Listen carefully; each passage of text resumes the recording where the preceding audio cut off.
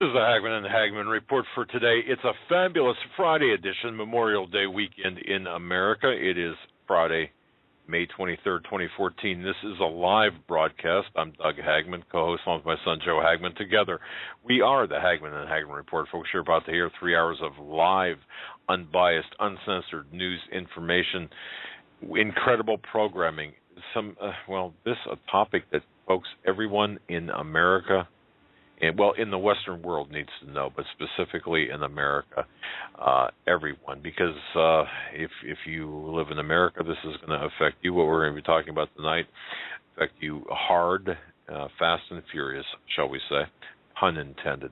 If you live in the Western world, you will be affected by the collateral effect. Folks, before we get into the programming, you're listening, I want to just say this, you're listening to the only show where the news is presented to you in 3D, and we look at every angle through well beyond the headlines and bylines, bring you the news beyond the news, behind the fog of disinformation and misinformation. For those new to the program, thanks for checking in with us this week. We broadcast live weeknights from 8 to 11 p.m. Eastern. Our home base on the internet is HomelandSecurityUS.com. We're also simulcast by the Christians United Broadcasting Network. There, tune us in at the Hagmann and HagmannReport.com. Thanks for joining us tonight. Thank you for your belief, your trust in us as we walk through this minefield of current events together. Now, tonight our special guest is going to be Greg Morse of Save Our Family, or Home and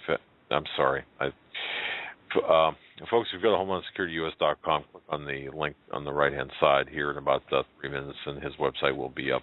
I didn't mean to screw that up. My notes fell off my desk right as I was walking into the studio. Having said all of that, let me bring Joe on first. Joe, welcome to the studio today. Great to be here. This is Memorial Day weekend, and we thank all of you for joining us tonight, and especially Mr. Morse, having them back on. It was a great show last Friday. A lot of information was given out, and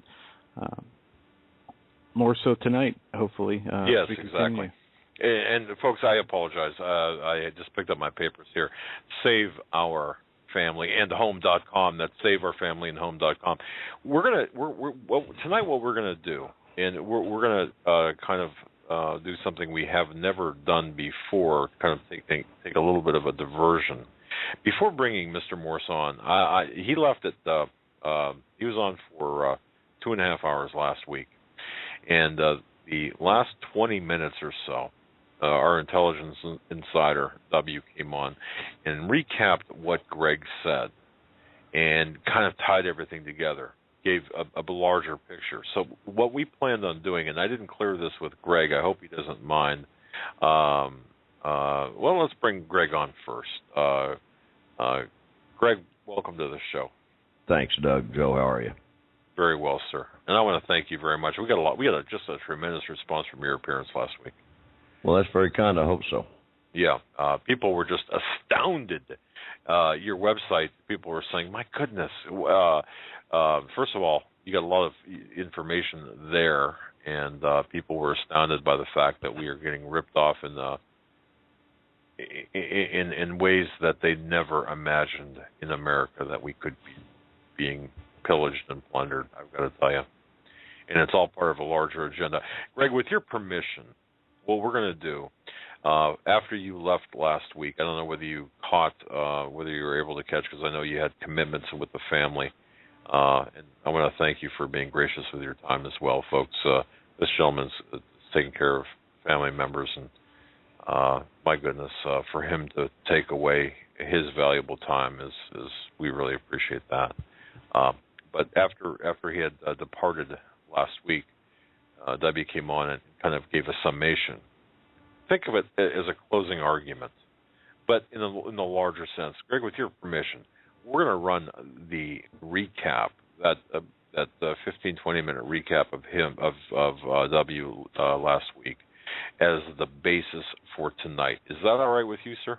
I think it's a perfect idea. No, I didn't know you were going to do that. I'm so grateful you did, because W and I speak because of you and Joe.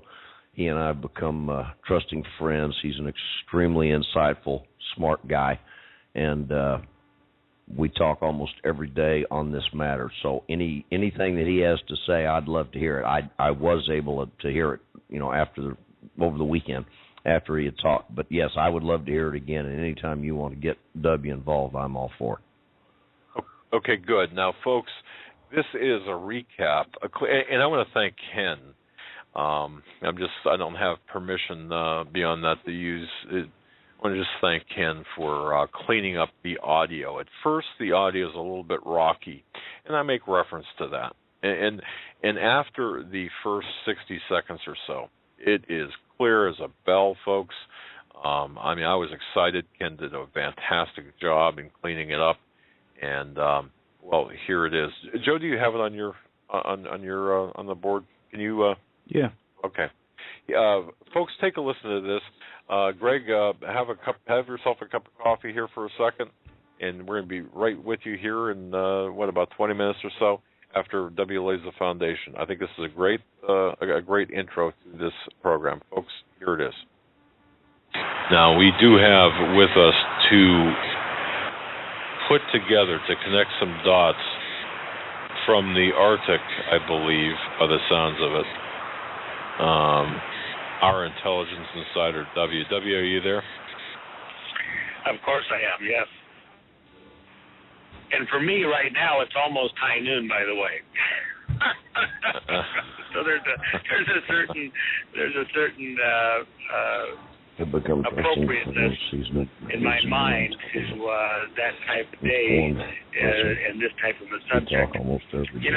Greg and you both talk about this as being almost a tipping point. I would go a little bit further. It's not almost. We are on the precipice. We are right at the tipping point. You can pick 50 subjects, 100 subjects, and every one of them is just so, America shattering. You think about it, and you go, well, that one item, this one other item, it could be the end of it. But yet we turn and we look at these things and we say, this one here is the golden bullet that could take us out. That's the problem. Because it's so all-encompassing. And like a magic act, the magician has all sorts of foils and ruses. He has the pretty girl. He's got different things that distract us and keep our attention, while the real magic, the illusion, is being put together. And you think he's just going to one side of the stage to show you something, or the other side of the stage because that's where the pretty girl is. And the reality is he's weaving this web of things, all simultaneous with the rest of his action, so all of a sudden it looks like it just happened. This magic act of getting a hold of the core things that make America America, so that they can get this death grip, this chokehold on us, that's what they're really doing. And at the end of the day, I can guarantee you, as sure as we're sitting here, if they were allowed, these banksters, these thieves, if they were allowed to continue this through to the end that they've already got in plan, in their design, what would happen is some elected officials who they helped get into office would suddenly at the end of this come forward with a solution to this serious problem, just like they did in 2008. And the solution would be some government bailout concoction, a more mature version of the MERS, where everything's going to be in some government pool and all the land, and you're going to apply, and they're going to give you rights, and you're going to pay, and it's going to get sorted out. But at the end of the day, what are you actually going to end up in? Russia, China. You can't own your land completely. You already don't if you have to pay property taxes and everything else. But at some level, what you're really going to end up with is the government's going to own it, or more realistically, some entity that is under a foil of government, and you're a serf, you're a slave. Why? Let's go back to one thing that Greg said. Remember when he talked about the $91 trillion that J.P. Morgan handed over to the Fed? Did you hear what he said? Think about that for a second. To the Fed. Oh, well, the federal government got it. Hello? Anybody out there listening? Federal Reserve is no more federal than Federal Express. The Federal Reserve got all of those derivatives.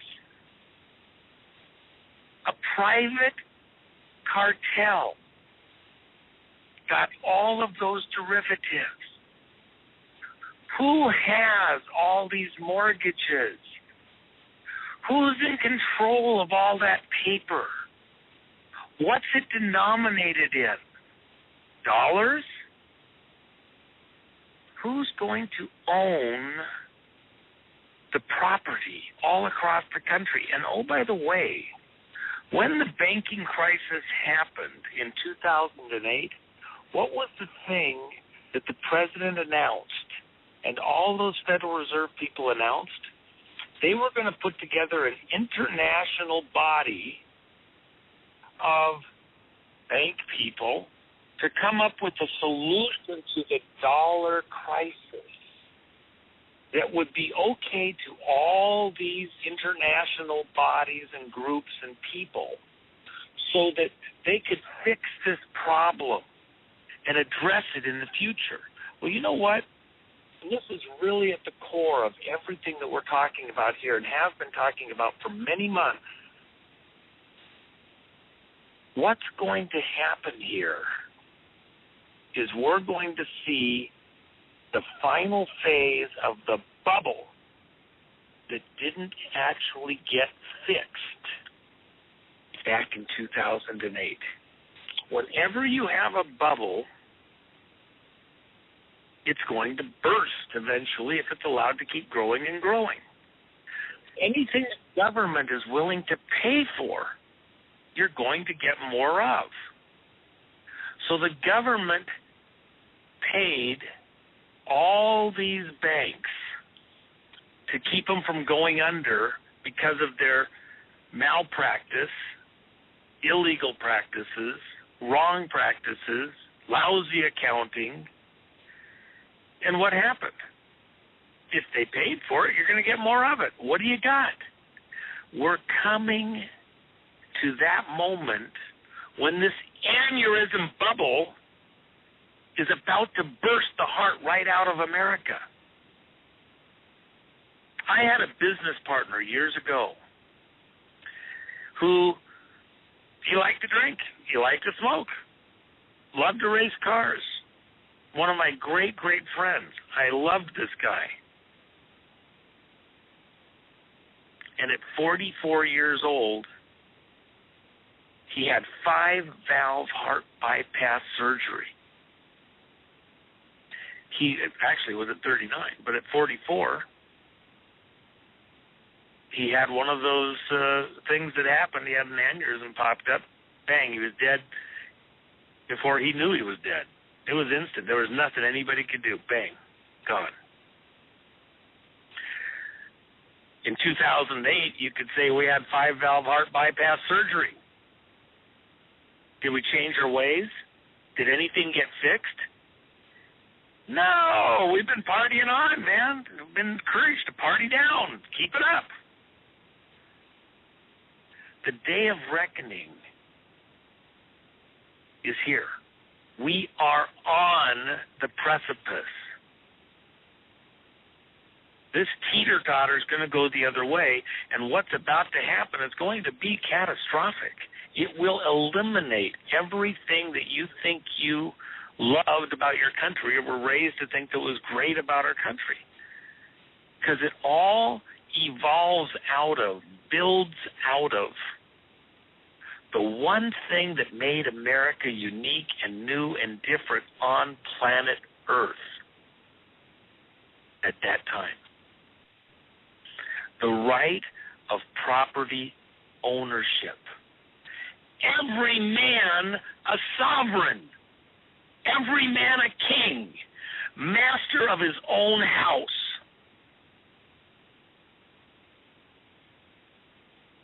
In those countries in Europe, the reason people came here is because you couldn't hunt on the king's land.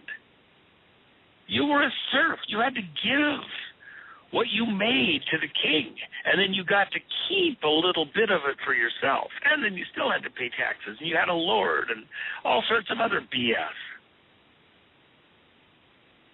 What's being foisted upon us is a scam. It's like looking at a scene from the Godfather movie. And you're going to get justice from some bought and paid for senator who behind the scenes they've got him by the throat and the short hairs? They're all bought and paid for. They don't get to get there unless somebody's got something on them. They don't get any support. And by the way,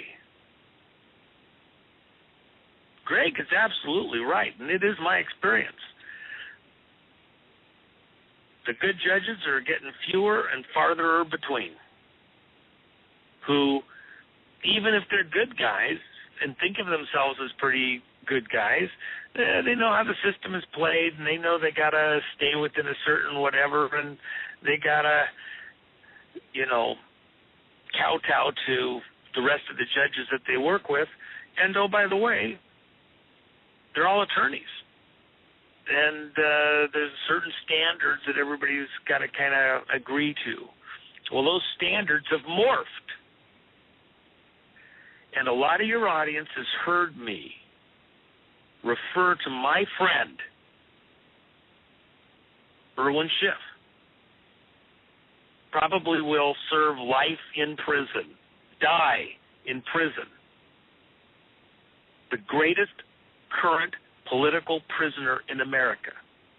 And what did the judge say during the course of those proceedings while he was standing the law on its head? I will not have the Constitution raised in my court. I am the law in my court.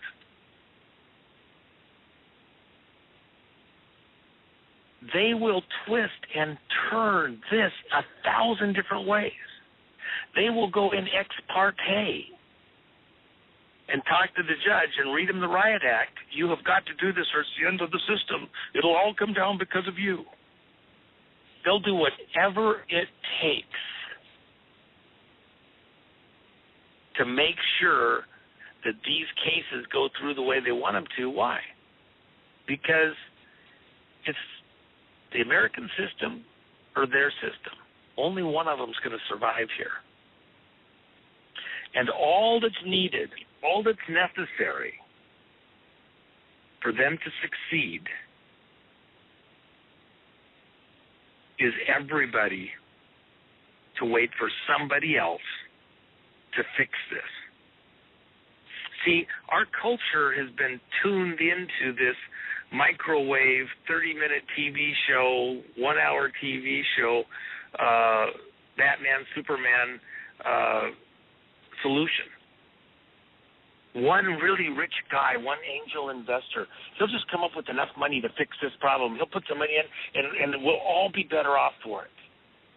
Remember what happened on the Butter Gazillion thing? Here she spent all this time. She's got a family. She's got responsibilities. But she put all of her time and resources into getting this critical information to establish and prove and build out the information identifying a fraud, a crime, to fool us all into believing something so they could continue on with their lives. And when it came down to needing some cash to get some documents, because they weren't going to give them, they thought they had us all fried up against the wall because they bleed us dry. Every one of your listeners is right there at the edge, I'm sure. They're doing what they can to hold it together, probably laughing about it. But we sent a message, a critical message. They said, it's just one or two or a handful of people are looking at this, and it's not in the public interest. It's just a couple of researchers, and we don't have time to do your research for you. In reality, what they didn't have time for was to give us anything that might help to establish that a crime is occurring, an ongoing crime, to protect crimes. But your listeners came to the rescue, not one, but a whole bunch. And everybody put a little bit towards that. And I remember talking with a pastor friend of mine a while back. He says, the people, it's hard as concrete. They just, they're stretched so tight. They got so many things going, and they just can't support stuff because they're always getting pulled 50 different ways to help everything. And I've never said, we need to all support this or that or something else, but I'm just telling you this one thing, this thing here, related to the mortgages, for the 50 or 500 things that are pulling at us to tear us apart as a country. This is the core thing, because if they own title deed to the land and convey it to their Capones, their mobsters, we won't be able to get clear title deed to our property. America, as you know it, is all about property ownership, land ownership. Everything builds off of that. And if you haven't got that, you haven't got anything else. You can talk about it all, but they own the land you stand on. You have nowhere to go. You can't hide under a bridge. It's their bridge. If you have no place that they don't own and you don't comply, you got to go to their camp because you can't own property. They're trying to make it so you can't even grow food on your property because you might be damaging the environment growing food, and you better have every animal you have tagged so they know whether or not you've got an animal that's going to endanger the whole world with its disease. So they're going to allow every GMO and every bizarre animal that they've got a hybrid of on the planet, but not the one that you've got that was from your grandfather's herd of cattle that you had forever. They're going to legislate you out of existence. There won't be any legal place for you to be. They're going to own the judges and the politicians and the land. And who is the they? I keep saying they. Who's the they? Well, who do you think it is? The banksters. Those families controlling the money. What did Christ do the one time that we hear in Scripture that he actually became visibly and physically angered to the point of physical action? He cold and calculatingly watched them as they did their trade at the doorway to the temple. And while he watched them, what did Christ do? He fashioned together a whip. And after he had grown enraged, seeing what their practices were and how they went about it, developing his case, at high noon, he stood and walked and began to meticulously, precisely pick up and overturn and spill the goods all of their cash, all their change, all their notes, all of their animals from the money changers' tables. We must go about with precision in an organized, intelligent manner, overturning the money changers' tables, because that, at the end of the day, is the most lethal attack on us as a country.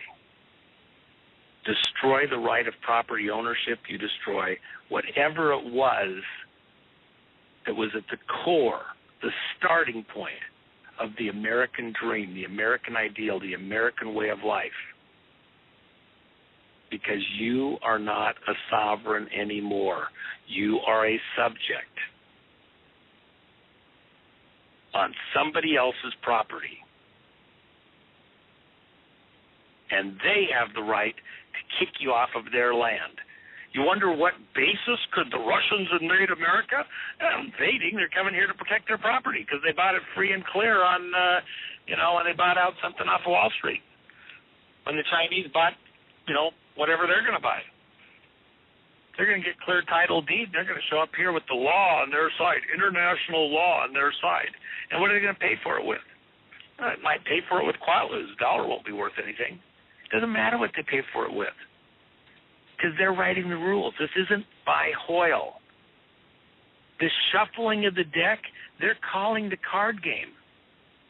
Before they can complete this Tholian web of enslavement and completely capture America, we have to break the bonds. We have to break the mold. We have to stop what they're trying to complete. And the only way to do it is to get eyes on the problem. This audience by itself is not enough at this time. Doug talks about seeing this news in 3D. Yeah. We all need to get our 3D glasses. And you've seen people take their fingers and point them at their eyes and then point them at the other guy's eyes and point them back at their eyes, and I'm watching you. Okay, I'm going to put the glasses on. I'm watching you. Hey, judge in New York, I'm watching you, okay? We're all watching you. What are you going to do? And after this judge, if he decides to go with this bankruptcy and give everything free and clear, the other judges are going to build off of that and say, well, based on the court finding there, we're following along because the precedent has been set. And it'll be cookie cutter. You'll never get it back. And the weight of the law will be in their favor. You know what? It was done in secret, few people watching, people didn't understand, even the jury didn't understand. They didn't understand what's going on when they put everyone in jail because the judge wouldn't let the law be sold in his court. He was the law. They stood the law in its ear. That's what's going to happen here. And because you didn't know the details, it's the IRS code is convoluted by design. The bankruptcy is convoluted by design. The high-frequency trading is done by design. All the derivatives, it's by design to make it so complex that no individual, no group of individuals can possibly get to the bottom of it. Those money traders at the doorway to the temple had every law and Talmudic understanding and everything about why it was right for them to be there and judge all of the gifts and the people were bringing for offerings and decide this one's okay, that one's not, but then all of them aren't okay, so you got to have this one because it's been done right, and we're the ones that know because we control the entrance to the temple. These people are making it up as they go. Unless you say no, no, no. Somebody has to pull this together. And that somebody is everybody. Even this audience isn't going to be enough right now. That's why it's going to take several weeks, a lot of weeks, with new people coming, hearing the details, and looking precisely at their own personal situation or their relatives or their bosses. If your boss doesn't own his property, you can't get a loan on it, he's going to have a job for you. If the people that you do caretaking on their property or landscaping or yard work or the farm that you work on, it turns out they don't own it, they're going to have a job for you? Or are they going to put a Chinese guy in there because the company that owns the property now is Chinese? Everybody's got to pay attention here. Shoulder up. No one person should have to continue to do the burden without some support. Carry the burden. Just like Butter Design couldn't do it all herself. She already pushed the limit. We came in. We backed her up. We're continuing to pursue to try to get the truth. This is orders and orders and orders of magnitude larger. This is everything. This is the big one. And that's why I'm throwing in on this and saying we've got to pay attention. This is the one. This is for all the marbles. Greg's got the point. He's carrying the ball. He needs backup, and he doesn't need it by 100 listeners. He needs it by 100,000 listeners. So everybody pay attention. And if it doesn't get worked out because not enough people show up, we'll have nobody to blame but ourselves. I don't want one person to show up to fix this problem, because then it won't get fixed. They'll just attack that one person. We don't need one angel to show up at church. We need every single listener paying attention, on point, ready to engage. Spend $5 or $10, help him out on the website to cover the legal bill so he can do the work that everybody else should have been doing a while back, and now it is a crisis, and it is the end of the world, as you know it, if we don't get on top of this. We can hold the tide back. One guy can't. A handful of guys can't. And there's no Superman going to fix this. We all need to show up. 15 seconds. We all need to show up. We all need to show up. All right, folks. That was W from last week and a summation of the interview we did with Greg Morse. And, of course, our very special guest tonight is Mr. Greg Morse and his website. Folks, bookmark this website, saveourfamilyandhome.com. And with that, Mr. Morse, welcome back this week.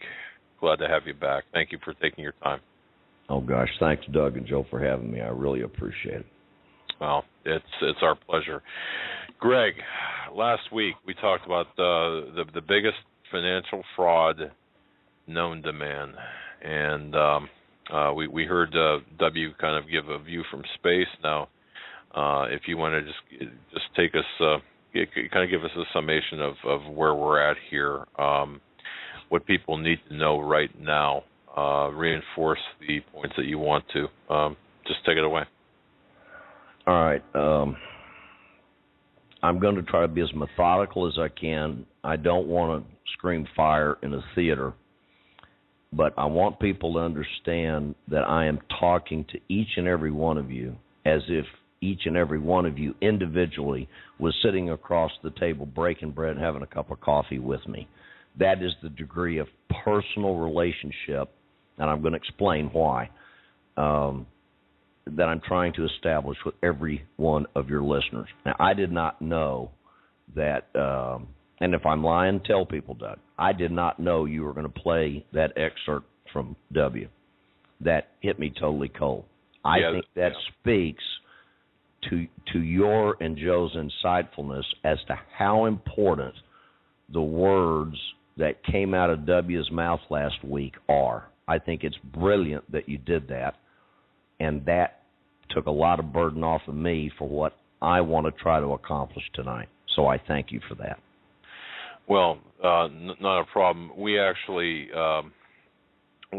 honestly, we were trying to wrap our minds around a large and seemingly complex problem and figure out the best way to introduce you to take some of the burden off of you as well, and us. And we thought this was the best way to do it. And I want to thank again Ken for being able to take that audio clip and take it out, extract it, clean it up, and present it in the fashion, or allow us to present it in the fashion. But the bottom line here is what we're talking about, Greg, is something that's going to affect everybody listening to this program, isn't it? Yeah, and the real issue for me is since I am not a professional speaker, nor am I a professional radio guy, I'm just an old fighter pilot.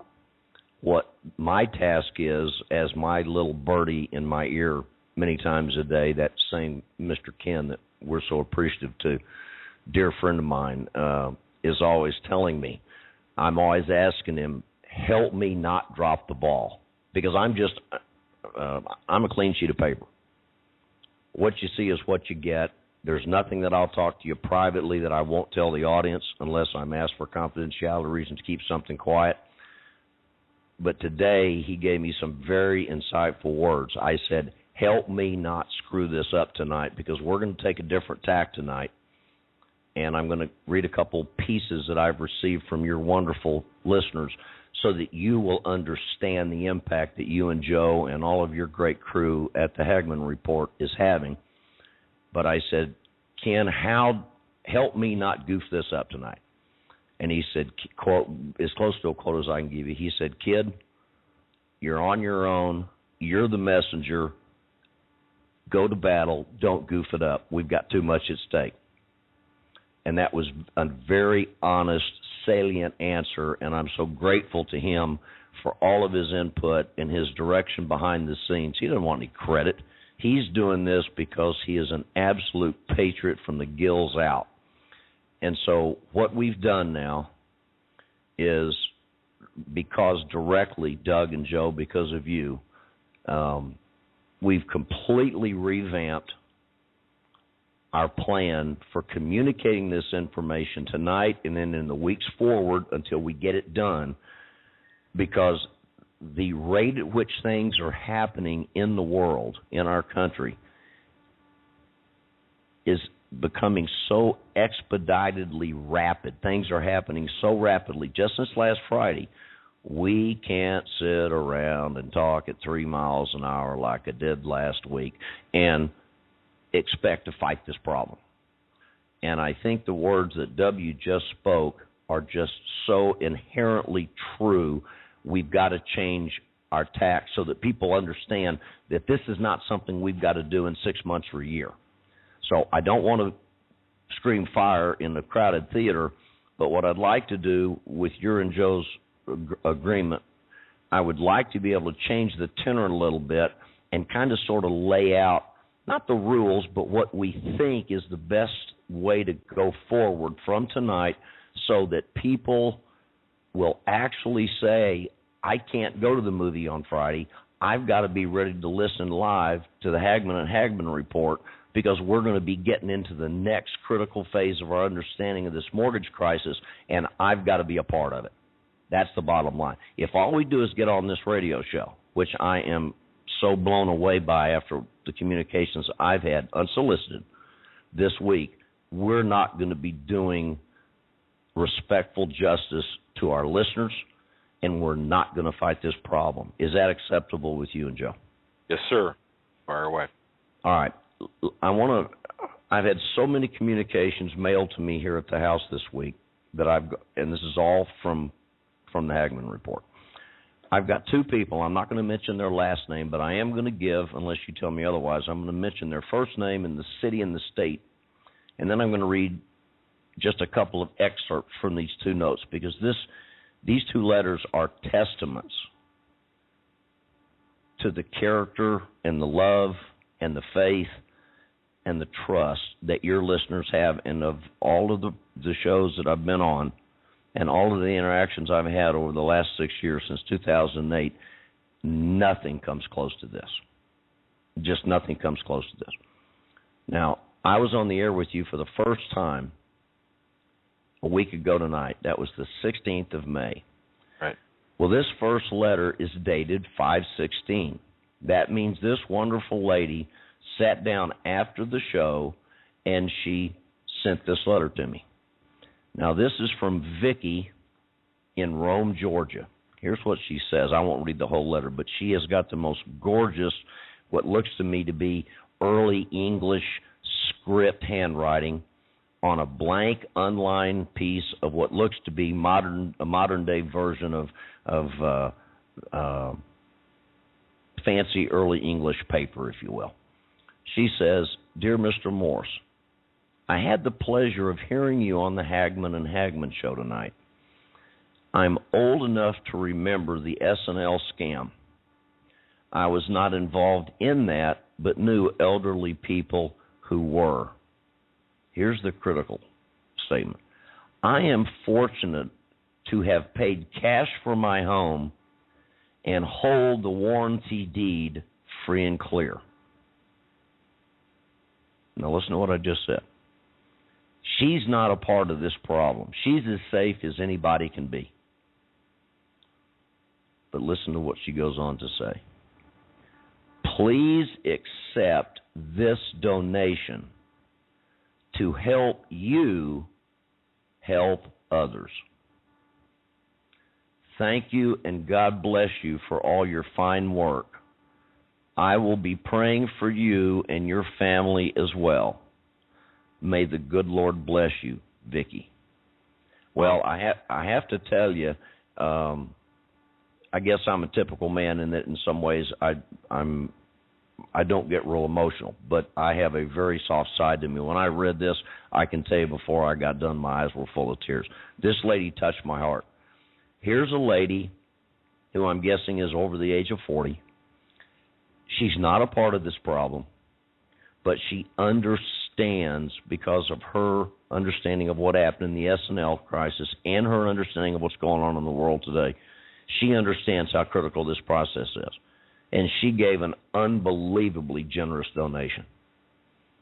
And I'm going to replace that with cash of my own, because I'm not going to deposit her check. I'm going to frame her check, her letter, and her envelope, and it is going to be a treasure of mine for the rest of my life. This lady is the kind of individual that we're trying to reach, and her expressions of thought and love and support and recognition of the problem, those are the exact type of emotions that we are trying to generate from this moment forward on the Hagmann and Hagmann report. The second one that I want to read is very short. It's from Priscilla in, I don't want to mispronounce this, Marceline, Missouri. And again, it's basically written on the same night as the show. It says, "Hi, heard you on the Hagmanns. Thank you for all your work and care. Yes, we can if we will all pull together." Let me read that again. We can if we all pull together. You know what she's referring to? She's referring exactly to what W just said. That is, if we come together, we can create not only adequate, but the only repulsion force capable of stopping this unbridled and ever-accelerating form of corruption. As they always say, this is for the children, except this time it really is. Priscilla. Now, if that doesn't touch your heart, I'd have to say you're either heartless, brain dead, or both. And it's interesting that the two outstanding letters that touch my heart, they came from the female gender. What does that tell you, Doug? Well, yeah, I got to tell you, Greg, it's the same here. Overwhelmingly, we have women responding. But I'll tell you what. Let me just say this: our listening audience, if any group of people, individually or collectively, could move mountains, it's our audience. But the problem is so vast; it's going to take everybody to really understand the problem And Greg, you hit it right on the head. I mean, my goodness, people are looking at this and saying, I can't believe this is happening in America.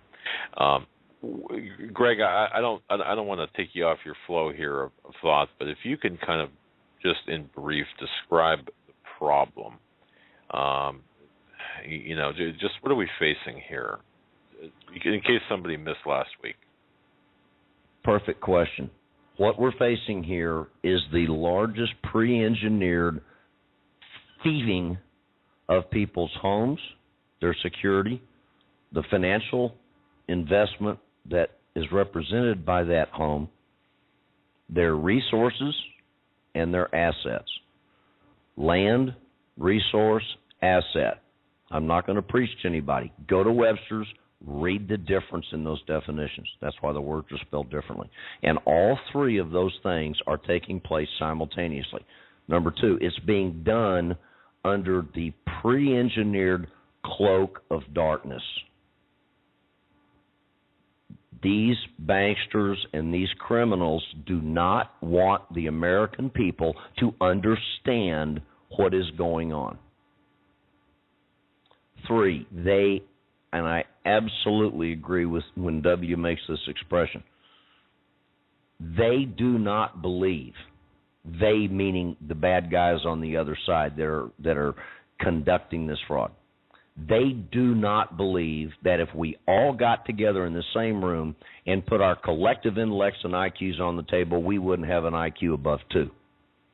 They absolutely believe that they've got us bamboozled, fluorided down, mentally indoctrinated, scared to death, and we're like a bunch of people who are mentally challenged that couldn't come in out of the rain even if we had an umbrella.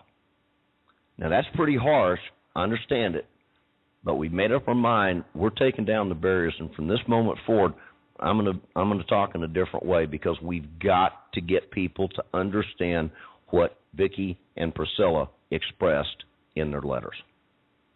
All right. And that came directly from the Hagmann report. That is what has so turned. And then, of course, we watched the metrics on the website. You wouldn't believe the way, because we can determine, by going through all the analytics and the metrics.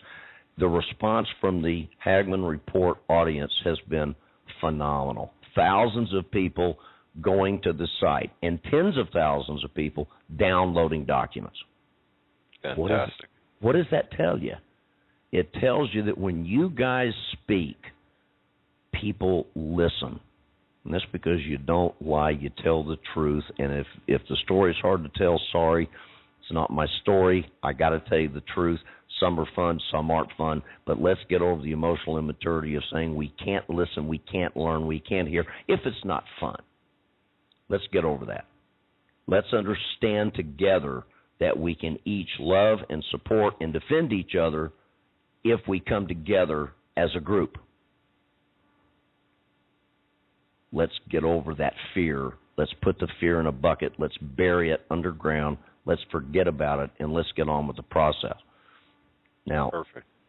Does that answer your question, or am I rambling all over creation? No, it answers my question perfectly. Now, if we go defining the problem is, to me, is this, and you correct me now if I'm wrong. Throughout history, we have the American dream, property ownership. Of course, we face property taxes and, of course, the other minefields that are associated with property ownership that are at the periphery. But even beyond that, back in the mid-'90s, late 90s, we had changes to the rules of the financial system where the Glass-Steagall was repealed. The essence of it, anyway, was repealed. We can argue over semantics about the different portions of that, but the bottom line is where it used to be, you go into a bank, and on the bank paper, the letterhead of a bank, the banks lend you the money, and for your mortgage, you pay your mortgage, you pay it off, you get your deed, and you're a happy camper. Well, suddenly we're finding out that that's not the way it is anymore, is it? Nope. Okay. And that's the problem. and that's for and you don't have folks. You don't have to be a homeowner to understand this. If this is happening to homeowners, and it is the vast majority, I'm talking 95, 98% of homeowners here in America today, well, the non-homeowners are going to be affected because this affects everything. And, of course, we get into derivatives from this and the multiple sales of your mortgages to different even different countries, but the bigger problem here, and I'll shut up after I say this, is that what this appears to be is an orchestrated, deliberate problem that is really an offshoot of Agenda 21. It's an offshoot of this oligarchy or oligarchical system in which has been created. It transcends political party, and we're all neck deep in financial morass, and we are going to just be so incredibly, and by the way, because of the derivatives and because of how they bundled these mortgages, your mortgage or your neighbor's mortgage, because of how they've done this, and the QE, the bailouts, this is going to be the biggest financial crisis the world has ever seen, and certainly we have ever seen, and it's going to make the statement by Paulson and Bush back in 2008 look tame in comparison. Is that correct? Absolutely correct. Spot on. Go ahead and take it from there. Okay. Well, here's where I'd like to go, and please let's have a two-way here. I don't want to sit here and pontificate. I want to have a two-way because I'm still getting to know your audience, but let me give you one more example. There is a group here in the Dallas-Fort Worth area that I'm just going to give the abbreviation. It's Tax Protest. Now, their mantra, and this comes back to Hagmann, Tax Protest, I've never had any communication with them at all. Zero. Didn't even know they existed. Their modus operandi, their prima facie reason for existence is to fight the property tax issue as it relates to home ownership in all of the counties in and around the Dallas-Fort Worth area, of which there are numbered, and they represent millions of people. Isn't it interesting that after the 16th, now I got the letter from Priscilla and Vicki on Wednesday. Yesterday, Thursday, I get a letter from Tax Protest. And there was a handwritten cover letter in it, which introduced the printed documentation, which they normally have. But guess who wrote it to me? It was a member high up in the Tax Protest organization, specifically said, I'm not including my name at this point, but I will in the near future if you call me back. But I heard you on Hagmann, and we want to know if you and, in effect, the Hagmann family will get involved to help us learn about how the property tax issue is interleaved with the mortgage issue. So I have sent back a response and said, absolutely, thank you so much for listening, etc. We'll talk next week and get involved. Now, second point. Now I'm starting to go somewhere. So bear with me a minute. Let me see if I can get some of these house cleaning issues out of the way. Next point. I'm getting contacts from people directly because of Doug and Joe. People are coming out of the woodwork. W, of course, is one of those, and because of who he is, and I have such great respect for his intellect and his experience, he signed on board to this. I never asked him. He did this because of his heart. We talk about a lot of things. So in effect, I guess what I'm trying to say is a think tank is being developed. Now, the momentum that is coming from that think tank, I believe, is divinely inspired. And I think the magnet for collecting all those little pieces of iron, as a magnet attracts iron to it, I believe it's the Hagmann and Hagmann report. because, like I told you real honestly last week, I've spent well over $2 million hard cash, my money, not debt money, hard cash money on this since 2008. I couldn't care less about the money. That's not the reason I say it. What I'm saying is that this problem is so big, and we've been fighting it for so long, and you get so frustrated because you're saying, I know I'm not a professional speaker, but Lord of mercy, what do we have to do to wake people up? I have a single 2.5-hour show, and I'm telling you from my heart, I believe it's absolutely divinely inspired. Because as soon as we, Doug and Joe, had our talk last week, within 36 hours, everything that we couldn't accomplish on our own started to happen. Now, to me, I believe in the duck concept. You know what the duck concept is? Looks like, walks like, quacks like, it's probably a duck. So it tells me that the reach and the influence based in honesty, character, and trust. And remember what the definition of character is. Character is defined as the way you behave when nobody's looking. And if we all behave in a like manner, what W says is absolutely spot on true. It's what I've been professing for 6 years, and formally was when I wrote the Endgame Exit Strategy back in October of 10. I felt like I was the lone goofball, standing out in the middle of the forest screaming at the monkeys. Nobody was listening. Now, I cannot overstress how touched and how impacted intellectually I have been in the last 7 days just because of the Hagmann report. People are coming out from all over the place saying, we never knew this, we didn't understand it. Had one guy write me a letter, and then I agreed to, we linked up on the phone, and he said, I've read every single page of your 279-page jurat affidavit that was the submission that went along with the whistleblower report. He said, and I've been in the mortgage business for 35 years. I didn't know 5% of this. And he said, I heard about you because I listened to Hagmann. What can I do to help? You see, there's too many data points, too many occurrences, Doug and Joe, that are happening in a compressed period of 7 days. It has to be divine inspiration. It's not us, let me tell you. I'm telling you, it's certainly not because of my svelte ability to talk on the radio. I'm telling you, it's divine inspiration. Now, let me give you a real-world example. I don't know how many people are aware of this, but you can Google it or Bing it or whatever you do. Hit it with a hammer, you'll find it everywhere. That Sterling Senator Chuck Schumer, he has now come out publicly and has admitted that he has sponsored a bill before the Senate of the United States. And he claims he already has 41 senators supporting the bill. And he says they're going to be taking a vote on it.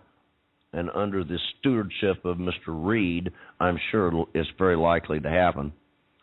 He has drafted a bill which they are terming a constitutional amendment, whereby they are going to repeal using plenary. What is plenary? It means full, absolute, uncontested plenary powers to control the First Amendment and control political speech. Now, I don't know how many of the listeners are aware of this. That came out again after May the 16th. Just let that sink in a minute. They're telling us, they're telegraphing what their intentions are to control and terminate our freedom of speech guaranteed to us by the Constitution. Now, if there's any listener out there that doesn't understand that taking away our First Amendment rights is tantamount to taking away our ability to fight for ourselves, our families, subsequent generations, then they don't understand the problem. And now you've got a senator in the United States Congress saying he's drafted the bill, he's already got 41 supporters for it, and he fully expects a vote to be forthcoming. And, Greg, we're going to We're at the top of the hour. Welcome back, ladies and gentlemen, to a very special Friday edition of the Hagmann and Hagmann Report. This on a Memorial Day weekend, by the way. We will be live on Monday, live in studio on Memorial Day for a number of reasons. Of course, the biggest reason is in honor of those who have perished and those who have fought for our freedoms, which are slowly being eroded. Well, now with rapid acceleration being eroded before us. Our very special guest tonight is Mr. Greg Morse. If you go to HomelandSecurityUS.com, look on the right. If you need to refresh the page, look on the right. There is a direct link to his website. His website is SaveOurFamilyAndHome.com. There, he's got document after document after document, homework corner, documents for download, evidence collection, and so on. Folks, it's a treasure trove of information of what you need to know. But Mr. Morse is here tonight to explain what is going on with the mortgage-backed securities, where we're going to end up. Where the elitists, the Luciferians, the satanic elite, if you will, whatever you want to call them, the elected leaders on both sides of the political spectrum want to take us. And I'll tell you something: if you go to the arguably dubious Wikipedia and look up subprime mortgage crisis, there you will find so many reasons for the subprime mortgage crisis. This nationwide banking emergency that triggered the recession of 2008 that almost took us to the brink of martial law. But Mr. Morse has got the facts. It's not what is in this internet encyclopedia. No. What it is the systematic destruction of America. With that, Mr. Morse, I'm going to turn it back over to you. Let you take us. We know that it's right now we face the biggest crisis in the history of the United States with respect to subprime, with respect to the mortgages, period. And each and every one listening to this program, it's very possible that even if they paid off their mortgage right now, they would not hold clear and clear title to their deed, their property, I should say. But take us where you need to take us to give us some additional information on this mega problem, and when this bubble bursts, there's going to be blood and yucks everywhere.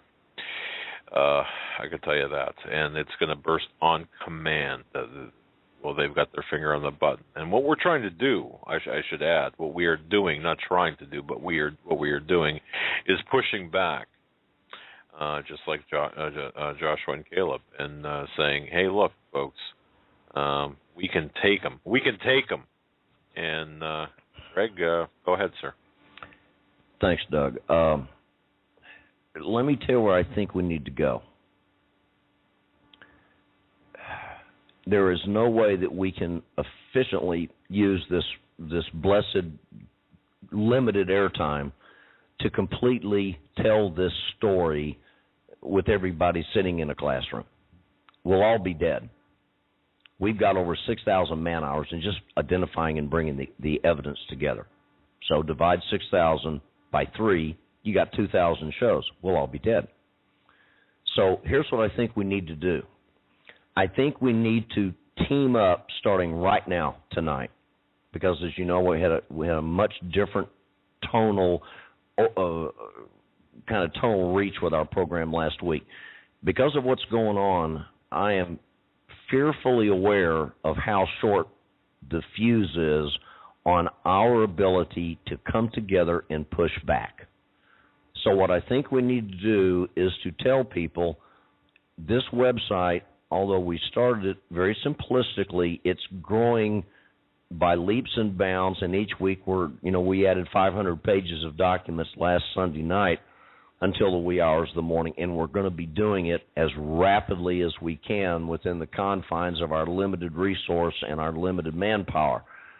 But this website is obviously going to become, by necessity, a focal point for dissemination of information and education. So here's what I'm saying. We can't afford to spend a lot of time in each show talking about what we've talked about last time. the Hagmann and Hagmann report archives are absolutely, you can't quantify the value of that.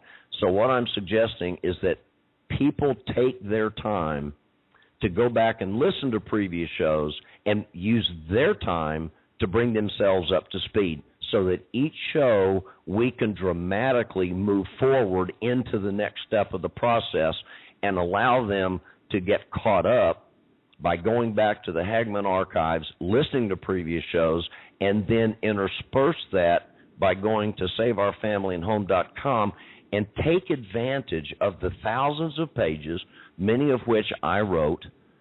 So that tells you it's pretty easy to understand. It's not some legalistic dribble. It's just one American talking to other Americans.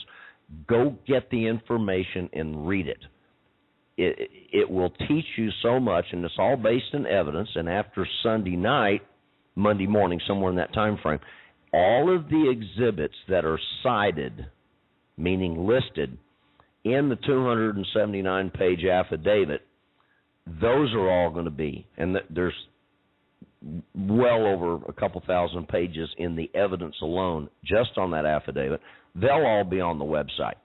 So now when you read the complete description of what the MERS system, as an example, is all about, it lists literally hundreds of exhibits. You'll be able to go get those and download them for yourself at zero cost.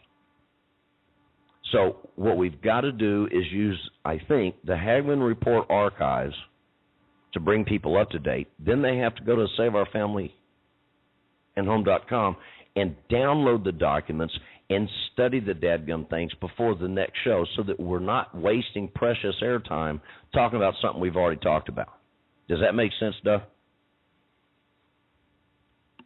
Perfect sense, actually. That pause was not for drama. That was me being slow on the mic. But yes, perfect sense. And I think we need to each week we need to add to our knowledge base. Each day we need to add to our knowledge base.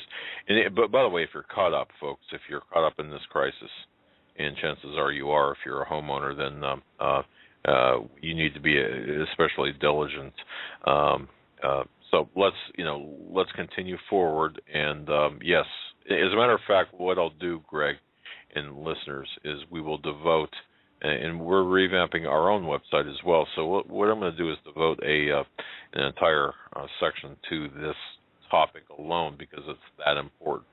And so with that, now we've got a situation where we are being systematically, our homes, property, resources, land, as you said, it's being pillaged from us and raped. And, we're being financially raped right now by our own government, to the point where the United States government will end up owning all of the property that we think we own. And, the who, what, when, where, and why, the who is everybody's in on this, basically. The what is your wealth, your property. The why is because they want to own the future. The how is through, well, you can explain that better than I can, Greg. And we'll just go ahead. Okay. Here's where we stand, folks. I am very concerned that people feel so fearful that fear turns into paralysis. And as W explained so succinctly and on point, we have to engage this problem. We don't have any more time to do the things that really cause fear and trepidation in my heart. What are those things? Too much talking, not enough action. People's ultimate concern about being politically correct. Oh, did I say that exactly the right way? That's malarkey. Let's get off that. Let's talk as just basic old people, one to the other, and let's get the information across. And thirdly, yes, we can have an impact. I hear doomsdayers, everybody has an opinion. It's like noses. Everybody has one. To stand up and scream from the mountaintop that you have a nose, it's like, get off the mountain and tell us something we don't know, right? So I am concerned that people think that because we are, in their minds, a disparate group of individuals, that there's no way we can fight back on this. Well, I'm here to tell you we can. Now, if you sit back on your hind end, your duff, and you don't do anything, you're right. You will make your opinion become reality. Next thing, I hear so many people express their opinions that have nothing to do with the evidence, factual reality of the truth behind the subject on which they're speaking, and they don't care. It's the old adage that if it comes out of my mouth, it's like these banksters. They stand up all the time, just like the New York bankruptcy judge. They'll make statements that on the record are totally false. They don't care about lying. Greg, let me stop you right there for a second. This is something, I got a couple of emails on this, and I was a little bit unclear myself on this. You referenced a case in the Southern District of New York, or New York bankruptcy case that is applicable to what we're talking about. Can you please tell us about this particular case and its impact on the mortgage crisis or the situation in which we reference? Yes. The case that's going on in New York right now is what I term the beta test. The way a RICO enterprise is, the construct of a RICO enterprise is that it's extremely broad in terms of numbers of pieces of the puzzle, moving parts. It's very deep. It's very fast-moving. The records which would explain to the purveyor what's going on are hidden and kept out of the public view. And it has a very definite exit point that only the people involved in the RICO fraud are aware of. What does that mean? What's an exit point? An exit point is we know we're going to rob, we know we're going to cheat and steal, but we're smart enough to know, because these guys aren't dumb. They're real smart, but they're evilly motivated. They don't care about you. They don't care about the harm and the devastation and the carnage that they cause to you.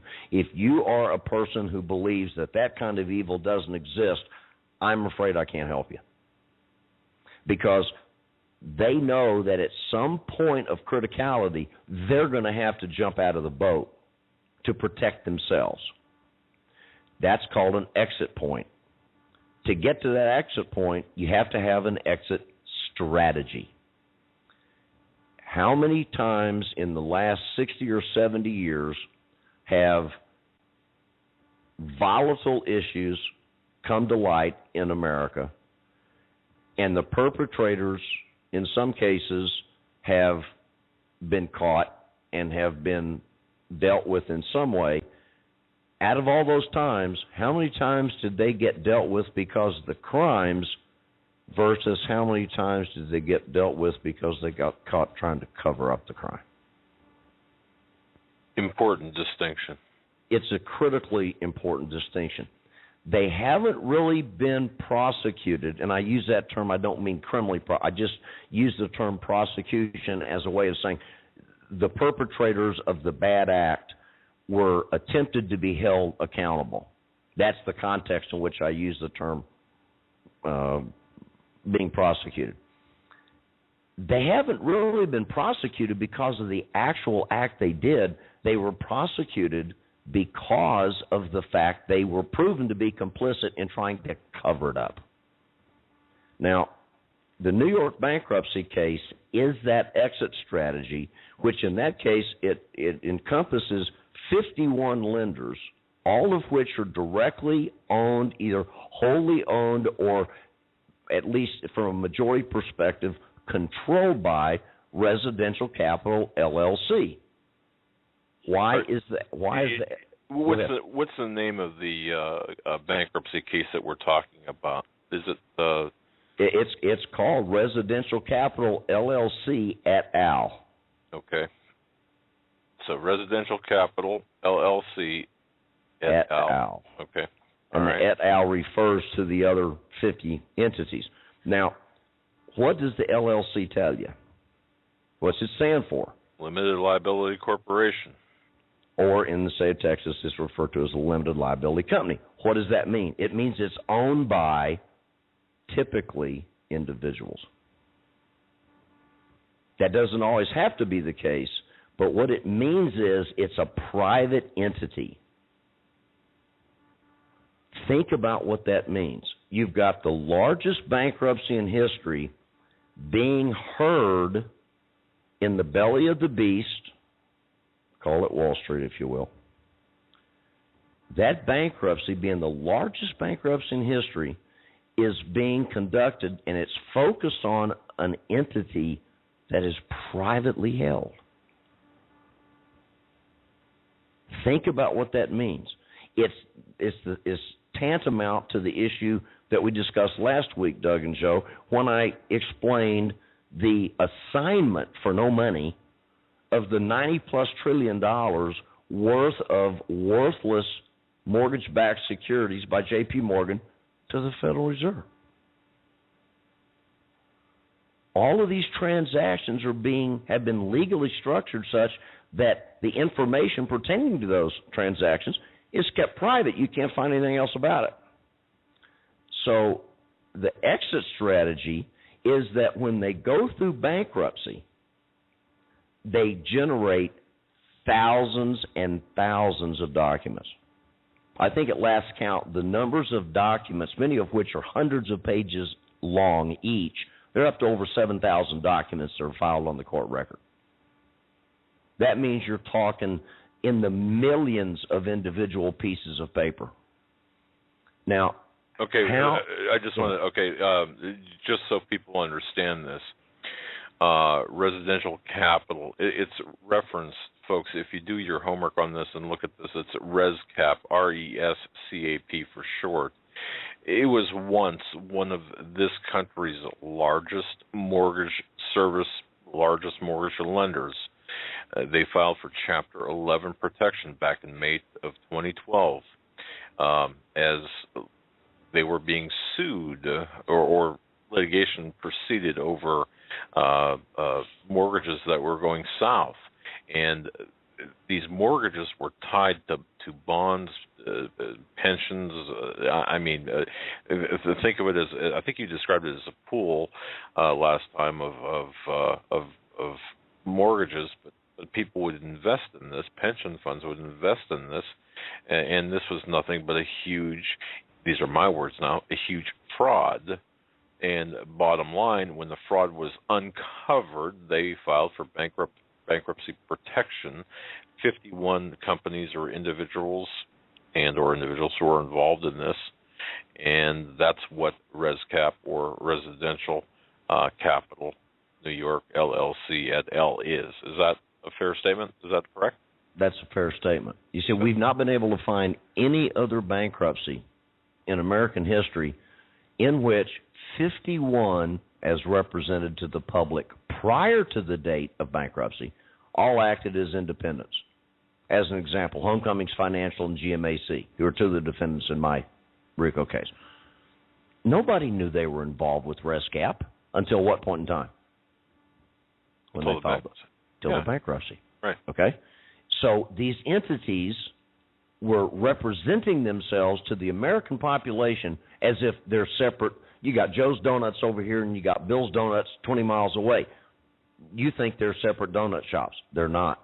They're absolute operative extensions of the parent company, which is Billy Bob's Donuts out of San Antonio.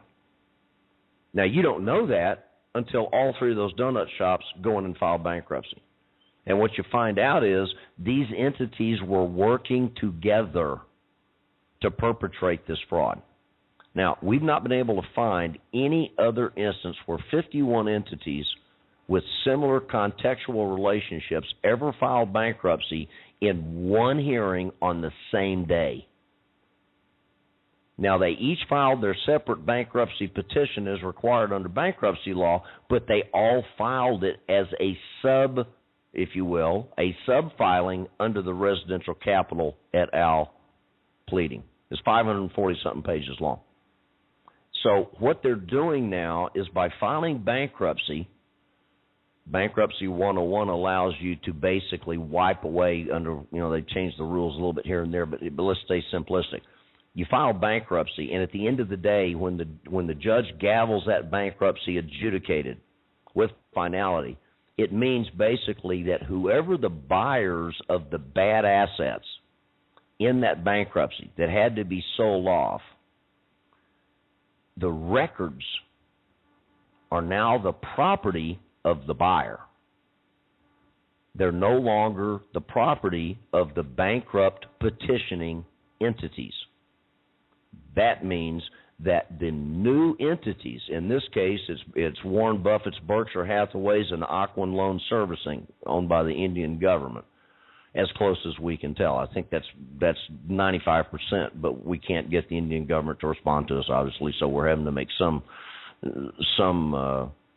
circumstantial assumptions there. But the evidence is overwhelming that they are, in fact, owned by the Indian government through a set of these Hydra organizations. You know, A owes B, owes C, owns D, et cetera, and you finally get down to Z and you find out they're all one and the same.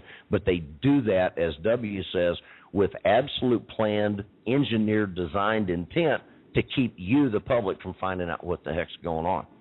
So in this bankruptcy, which I'm satisfied is going to go through, because I don't think this judge wants, I think he's a part of the problem now. That's my opinion. He's going to let this thing go through. Because you're talking about the judge now. Yes, okay. I believe the legal system has every intent of letting this bankruptcy go through. And under the documents that I quoted, it's document 61, and then I think the other one was document 2246. I don't have it in front of me, but it's all on our website. You can go read it and see it for yourself. The court has approved the purchase by Warren Buffett's Berkshire Hathaway's and Hagmann Loan Servicing, has approved the sales order of the assets from the 51 to the buyers, free of any liens, claims, encumbrances, and the operative one is other interests. What that means is when these two entities take ownership of those assets, you're done. You as a homeowner are toast.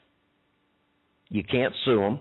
Oh, you know, anybody can sue anybody, but that's not the issue. The issue is there anything productive to be achieved by doing that without just wasting your time, your stress, and your money? And the answer is no, you can't. So the records, to whatever extent they do exist on some electronic database somewhere, you're not going to be able to get your hands on it. If you don't have the evidence, what hope do you have for proving your case in court that you have been defrauded? Now, Greg, what you're saying, or what I hear you saying, and again, please correct me if I'm not correct in this.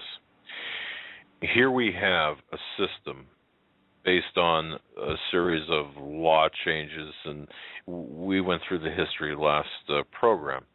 But now known as ResCap, now we have ResCap, which Residential Capital LLC, which is, by the way, a subsidiary of Ally Financial, which is the recipient of a U.S. government bailout, but that's another subject. But the bottom line here is you've got this company, this ResCap, Residential Capital, in bankruptcy, and what is taking place is the creating precedent through this bankruptcy for all other future cases to essentially plunder American homeowners and plunder Americans, and actually plunder the homeowners and owners of property in other Western countries as well, because this is international in scope. But they're setting this up as case law. So future cases down the road, all the judges have to do is say, well, look over here at the Southern District of New York at ResCap. It's case precedent. This is how they handled it.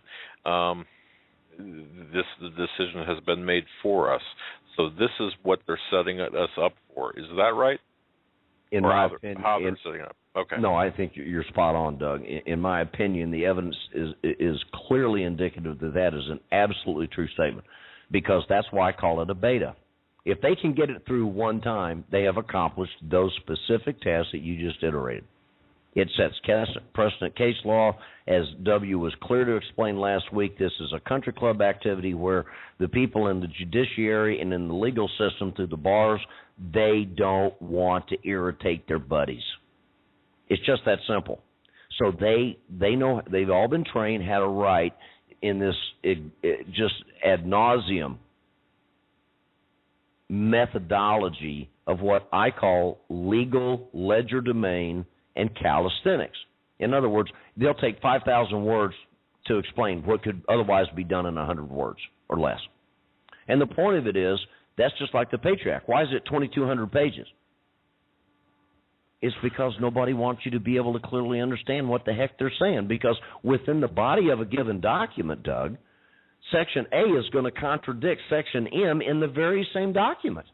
Oh, yeah, it's trying to, like, do your own taxes. I mean, yeah, it's ridiculous. And people don't understand that that is done by design.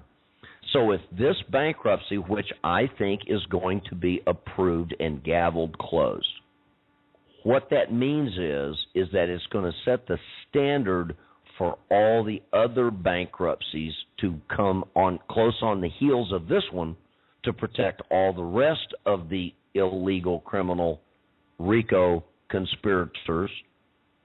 And you're going to see bankruptcy after bankruptcy after bankruptcy in similar fashion is what I am predicting.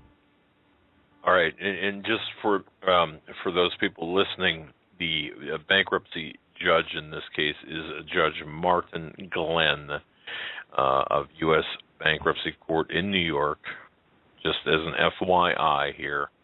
And by the way, this is an aside, GMAC is part of this as well, is it not? The car dealer that was, okay. All right. It came direct, GMAC came directly out of General Motors, the car company in Detroit. All right. Which it's actually, again, for the people looking this up, it's GMAC ResCap or GMAC Residential Capital. And again, this is a financial service company that did focus on residential estate, real estate loans that they were subprime. It was part of General Motors Finance Group, GMAC, which was taken over by Ally Financial, which is getting money from the federal government in terms of bailouts, and on and on and on. But the point is here is when their particular bubble burst was in May of 2012 when the company filed for bankruptcy.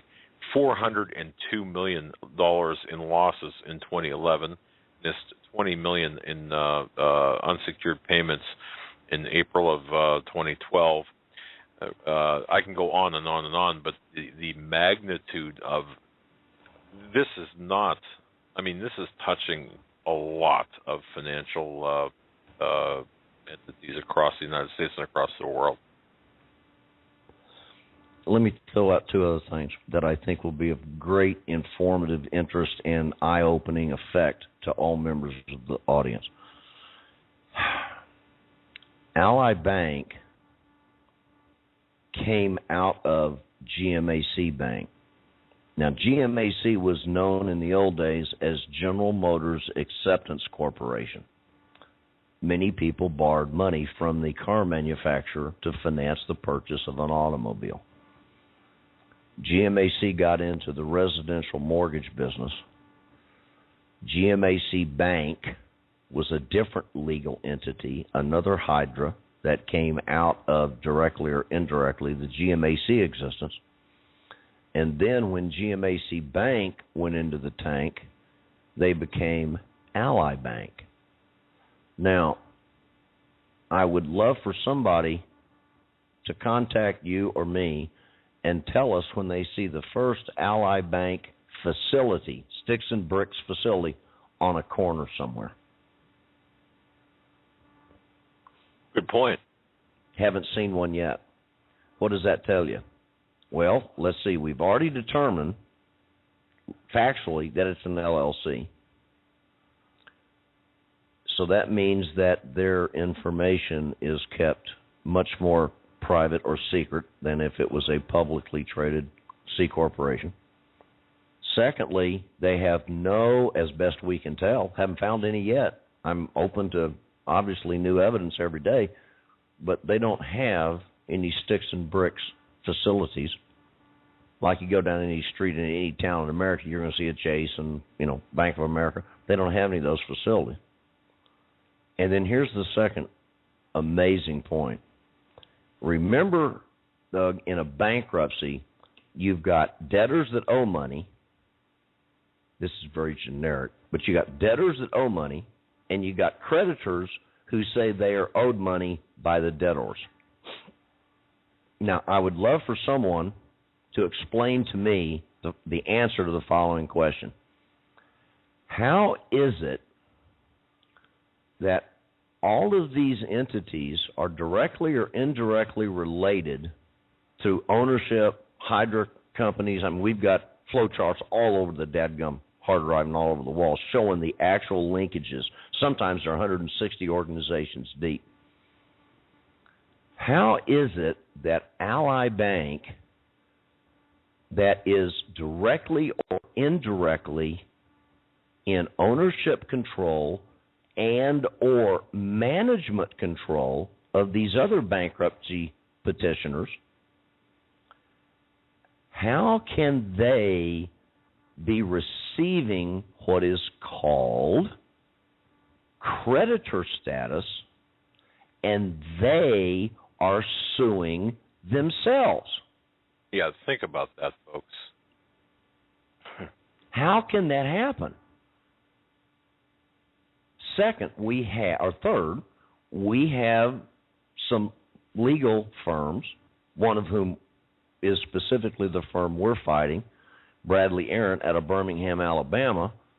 They are under challenge by other lawyers representing other interests. This thing is so complex and convoluted, no wonder they can get away with this crime, because the right hand doesn't know the left, not much less not know what the left hand's doing. The right hand doesn't even know there's a left hand in existence.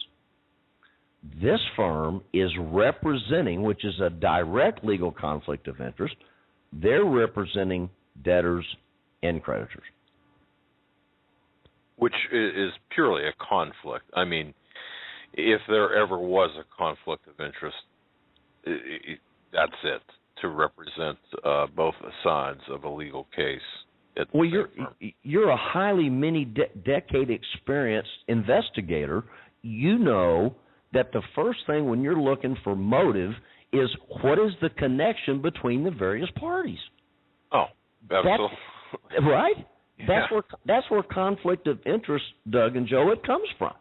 So now you've got major law firms, and Bradley is a Fortune 125 company, for Lord's sakes. They're being sued and challenged and criticized by other parties involved in this bankruptcy, saying, Judge, what are you doing letting this big, powerful, very politically connected law firm represent the debtors and the creditors? It's an obvious first-year law school final exam question. Explain what conflict of interest is. They're getting away with murder. So now you see on its face how criminal this is. You've got lawyers representing the creditors and the debtors, and you've got creditors or entities that have been assigned creditor status, excuse me, and they're being allowed to sue other entities that exist and operate under their guidance and tutorship. So they're suing themselves. Excuse me, that makes my head blow up. Well, it's like Lewis Black. It's like Lewis Black, the comedian, says, "All I know to say is poopy." It's bizarre. But all we have to do in this case is follow the money. Exactly. Look, we know really the who, and the what, and the why, and the how. I think we know this, at least in this particular case. Now this case. In the Southern District of New York. When is this scheduled to be decided? Do we have that? Any idea on that? No. All I can tell you is they passed what's termed the Second Amended Plan, which is in effect the agreement by the parties involved, approved by the judge, that this is the way we're going to finalize this bankruptcy. And I think one of the important aspects of this case is the once the dust settles, or I shouldn't say once it settles, as the dust cloud still is around this bankruptcy, you could have, for example, the country of India come in and at fire sale prices buy the paper of the by the paper and therefore own the mortgages outright of literally millions of homeowners. Is that correct? I mean, in theory, you could have that. That could happen. Well, let me answer the question from a little more shocking perspective. It's not a theory. It's already happening right now. Remember what I said. Hagmann Loan Servicing, Inc. is being perpetrated in this country as a standalone entity. Well, we know from our long discussion last week that is just as W calls it, it's a foil, it's a ruse. Entities don't operate on their own. They operate under the actions and auspices of the people or entities, in some cases, that sit on their board of directors. Those are the puppets. The puppet masters are the companies or the entities or the individuals in some cases, many cases, that are the very wealthy sources or collections of monies that own the majority of the stock in those public foils. And so the stockholders tell their puppets on the board, we want you to do this and that and the other. So the board then goes in and become a reality the actions that the stockholders want to see take place. So if the Indian government owns Hagmann Loan Servicing and Hagmann has bought all of these, who do you think owns them? It's happening right now. It's not a theory. Okay.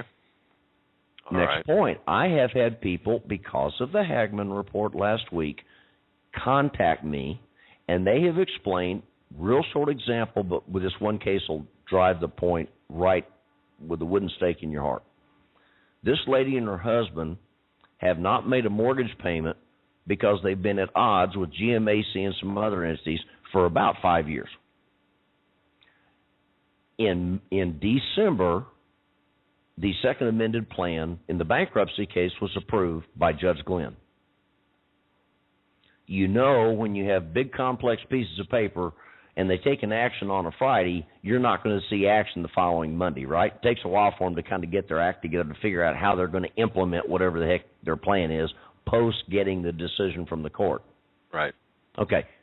That normally, historically, is about a 60 to 90-day process because of the bureaucratic overburden and the behemoth way these entities operate.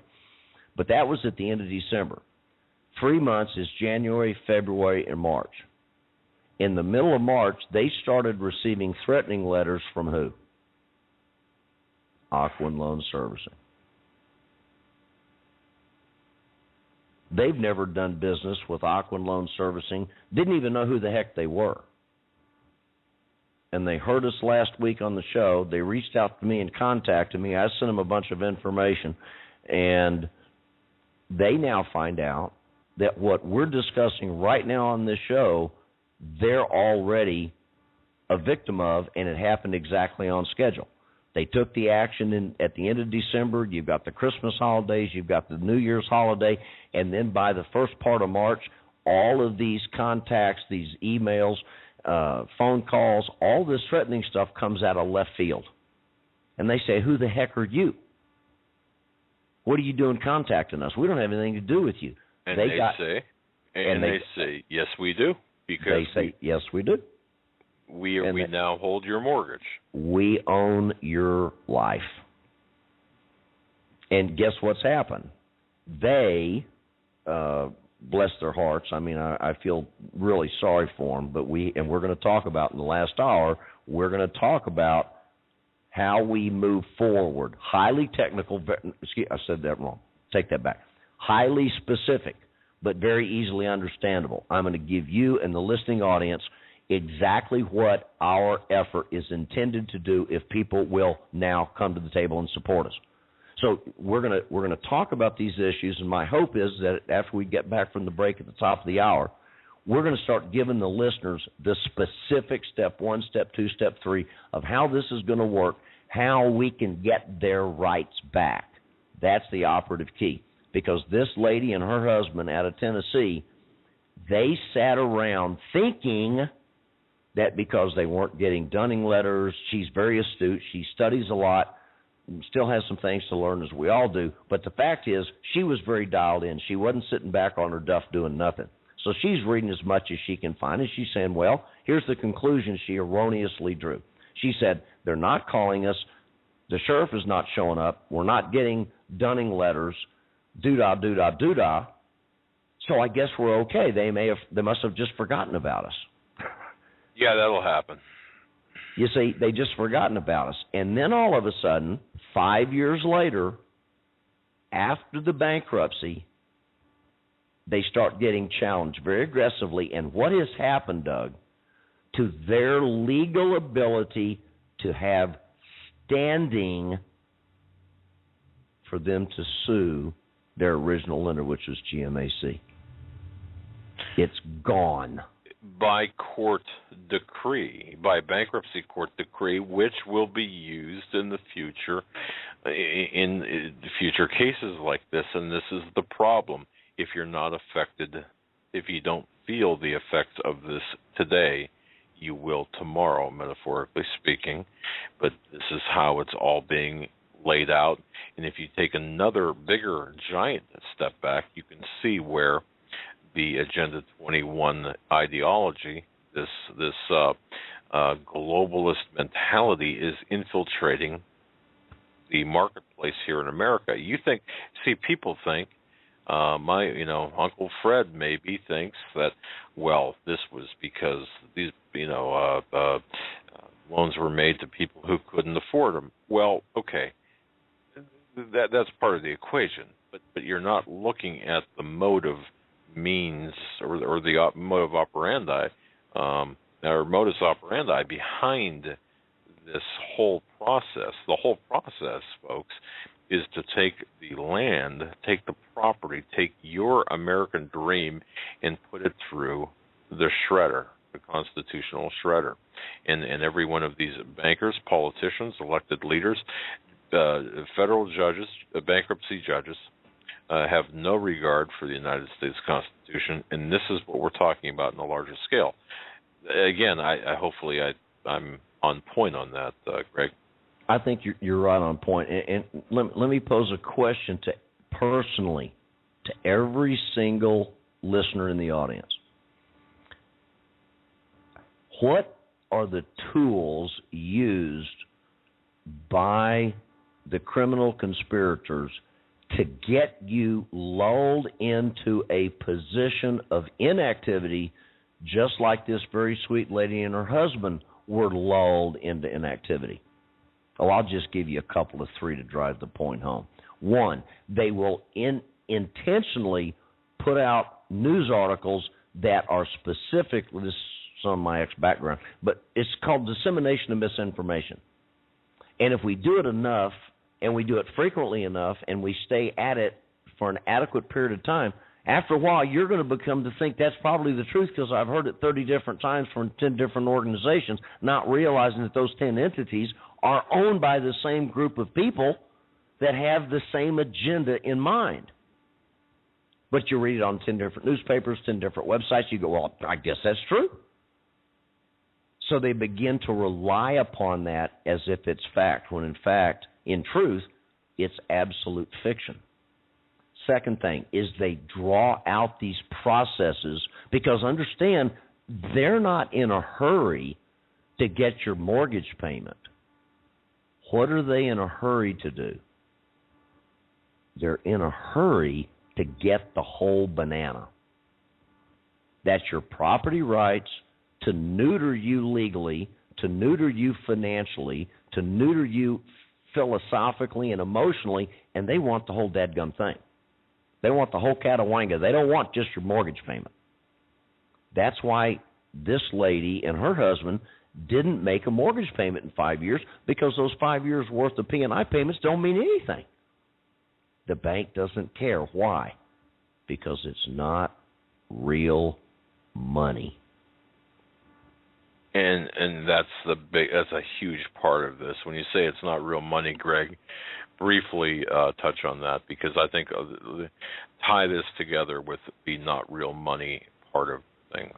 Thank you for giving me the opportunity to address that, and I will try to stay on point, because this issue is the one that's like putting the burr under the horse's blanket, and the horse doesn't like it.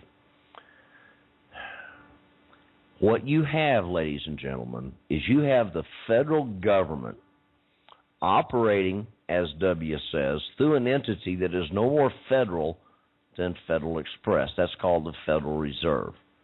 They deal in monopoly money. Now, each of you, and I think that a Federal Reserve note, as it states on the top of the bill, it doesn't say United States note, which is a non-interest-bearing legal currency. These are Federal Reserve notes.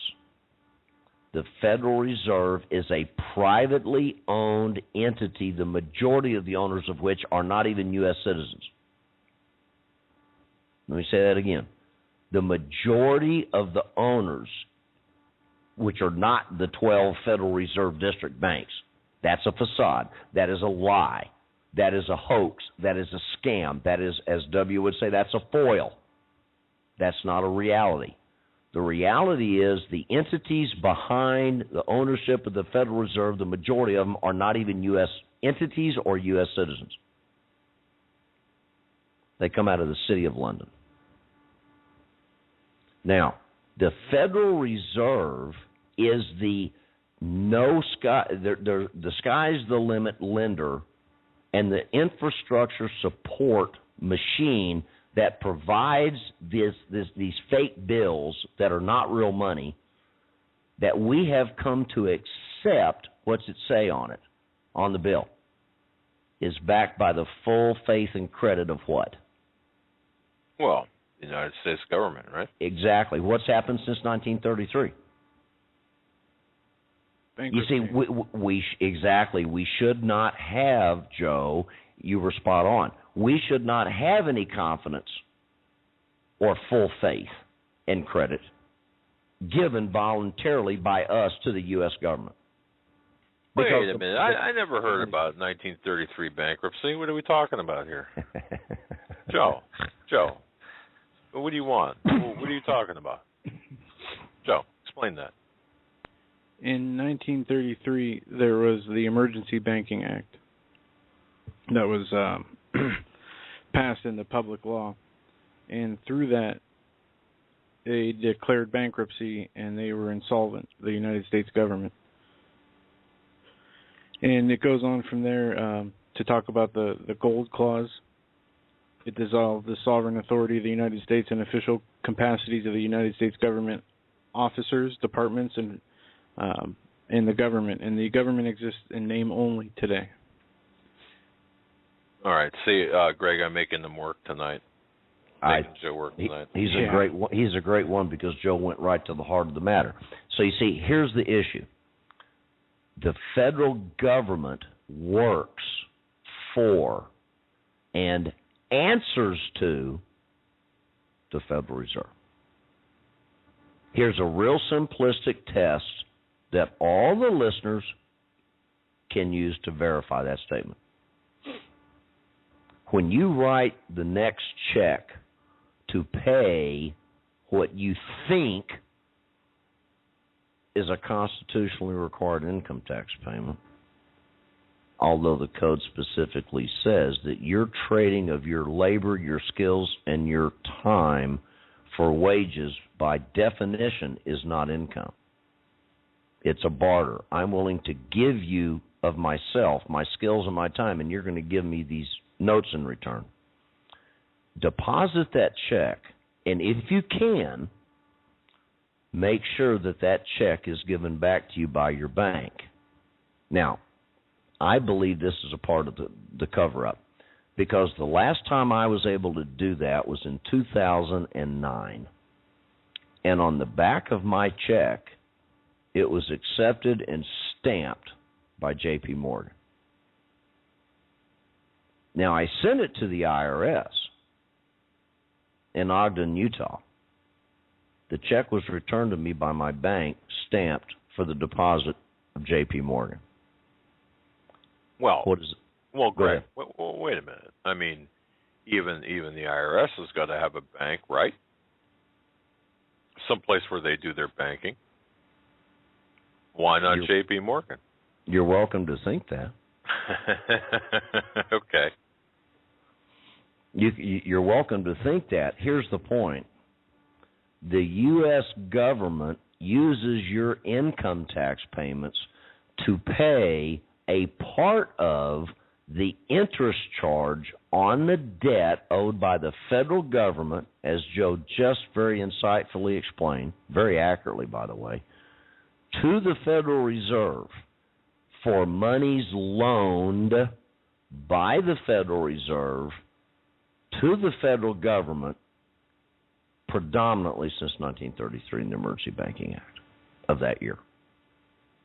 So for us to think that your income tax payments are actually going to cover the salaries of the military and all these other the government goes to the Federal Reserve, who, without limitation, prints off these Federal Reserve notes, which are then entered into the markets, which we as people continue to believe in this concept of backed by the full faith and credit.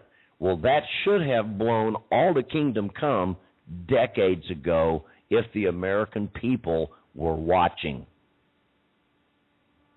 Now, Greg, let me go off into the high weeds here for a moment, and I ask for your indulgence. Ladies and gentlemen, look at your dollar bill. Look at the occult, Illuminati, Illuminist significant factors on your money.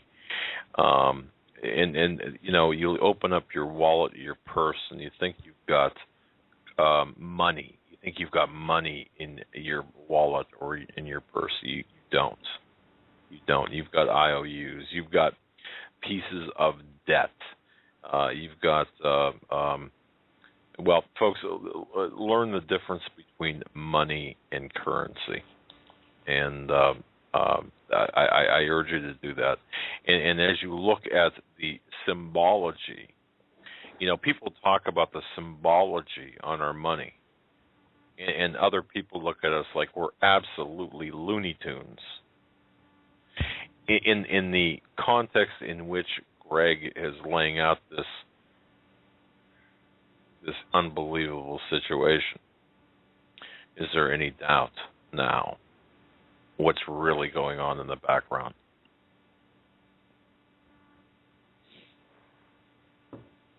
Yeah, and with that, we're going to take the top of the hour break.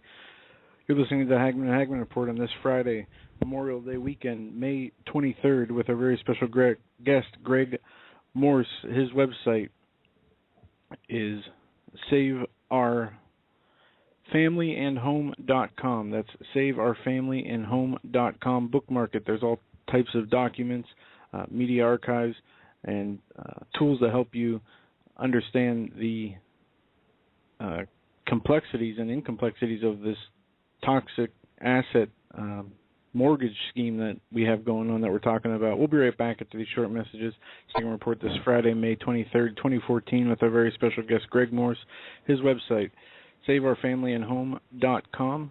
That's SaveOurFamilyAndHome.com. Greg, welcome back to this third hour. Thank you, sir.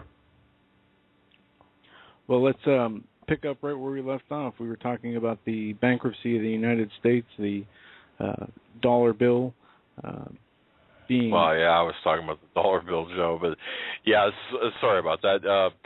GMAC ResCap bankruptcy setting the precedent for future bankruptcies and the takeover of our property. But Greg, you said something really interesting earlier, and I want to revisit this, and then you take us where you want us to go. But you said something that Steve Quayle says a lot.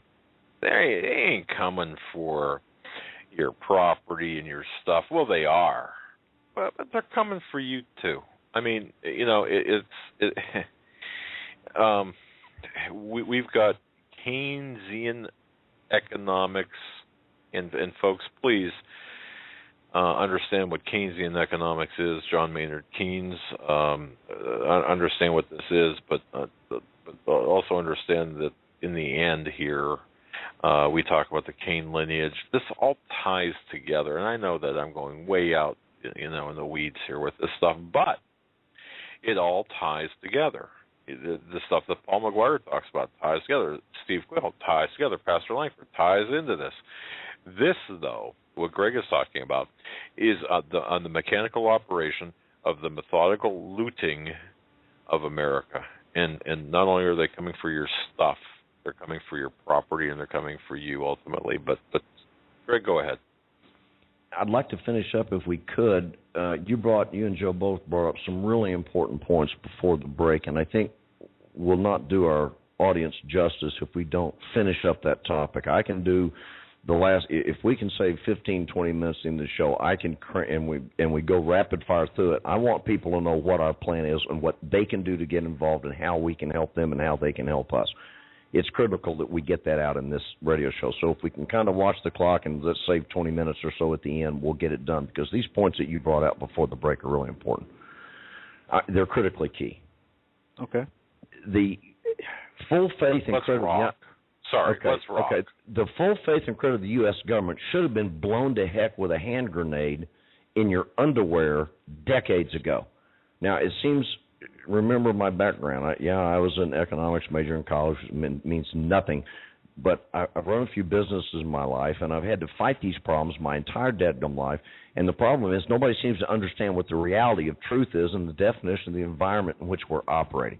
Now, if this Federal Reserve note concept, which is all owned by a private company, and nobody even knows, relatively speaking, that it's a private company, and they think they're dealing with the U.S. government, they're lying on the face of it, on the bill, and they say the value of this is steeped in or based upon the full faith and credit of the United States government. That's a lie. It's not a misrepresentation. It's an outright lie.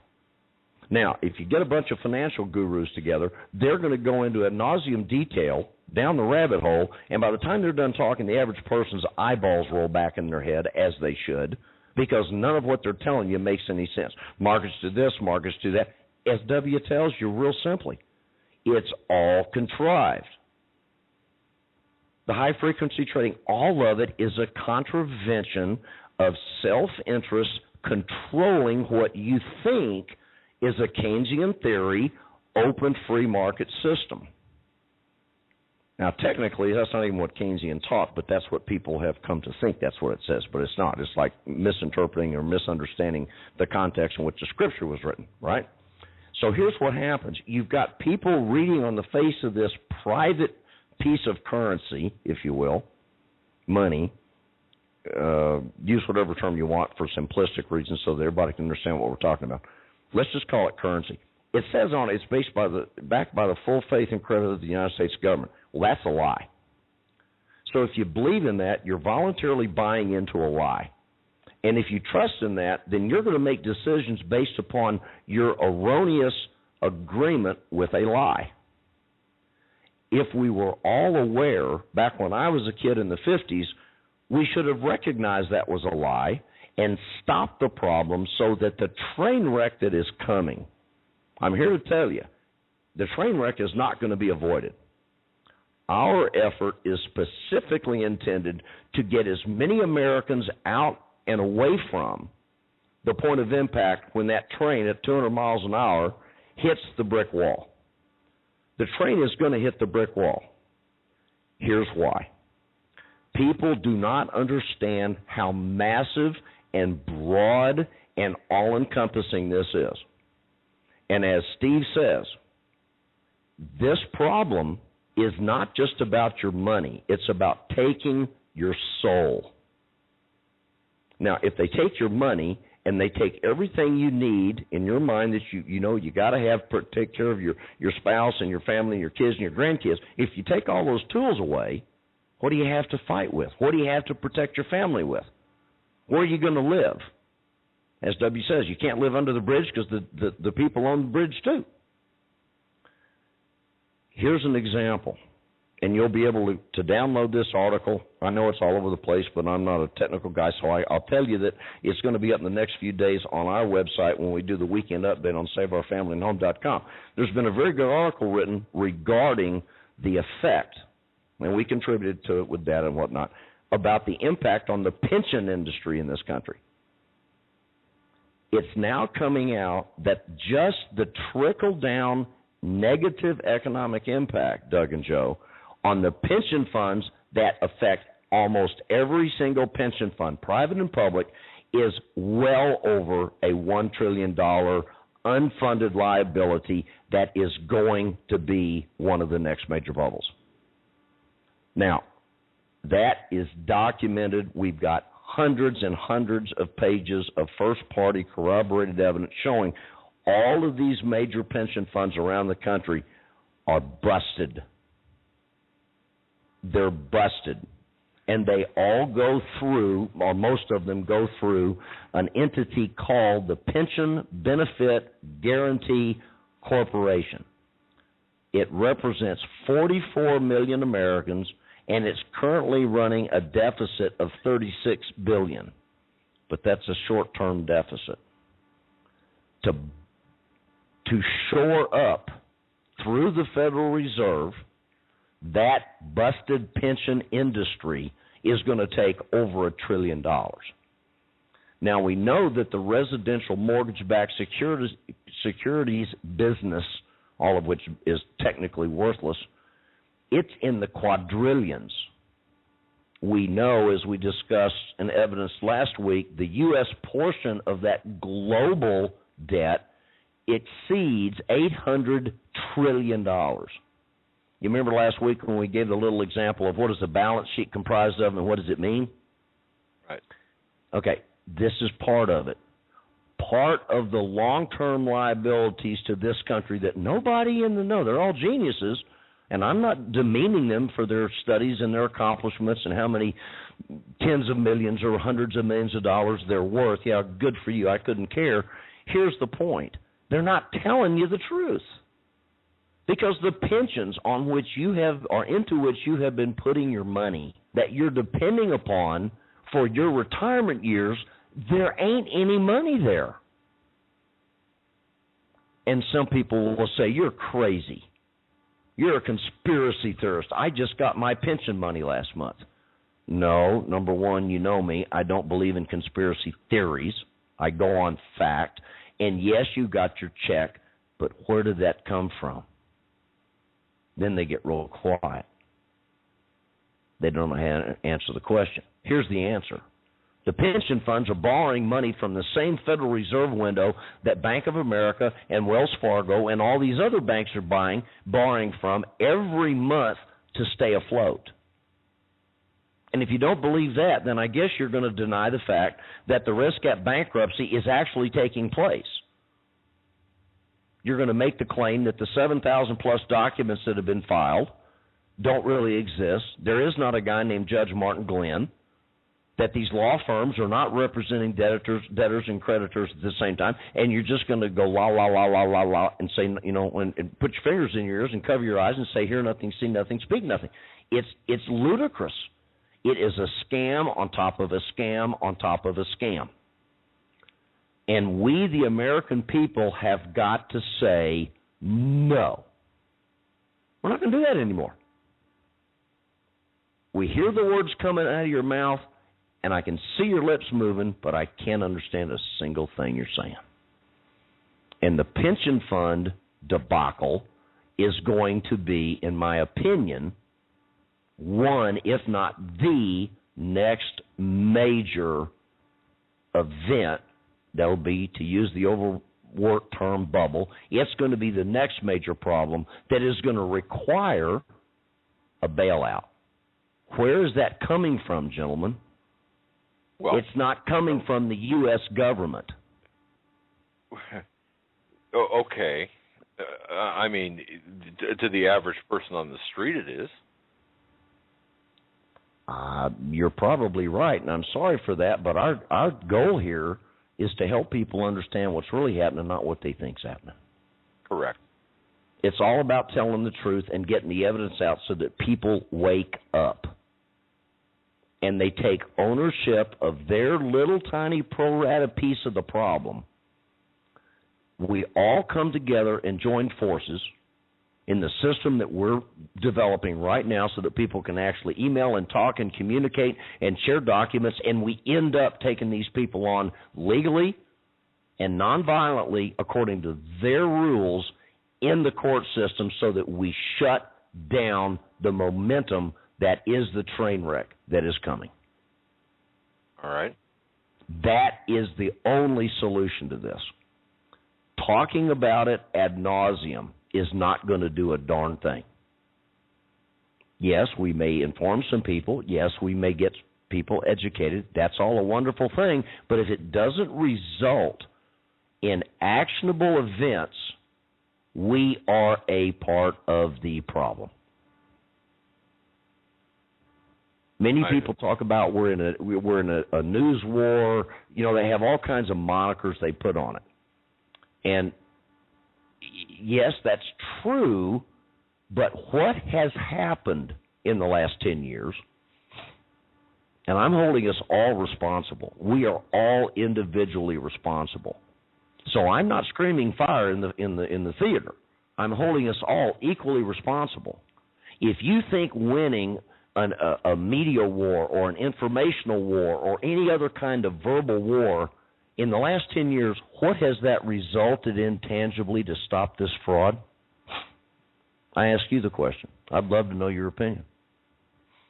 We've been able to, through the new media, through our program and programs like ours, we've been able to throw a monkey wrench into the time plans of those in power. For example, with exposing Benghazi and by the gun-running operation to Syria, through the exposure, we've been able to make them switch to Plan B, Plan C, Plan D, and we've created a time problem for them. Now, that said, in this case, we need to double down, not only, advise people about the information or to tell people about what's really going on, but we need to take action, and that's what we need to have you explain, because that at this point, anyone who would, Greg,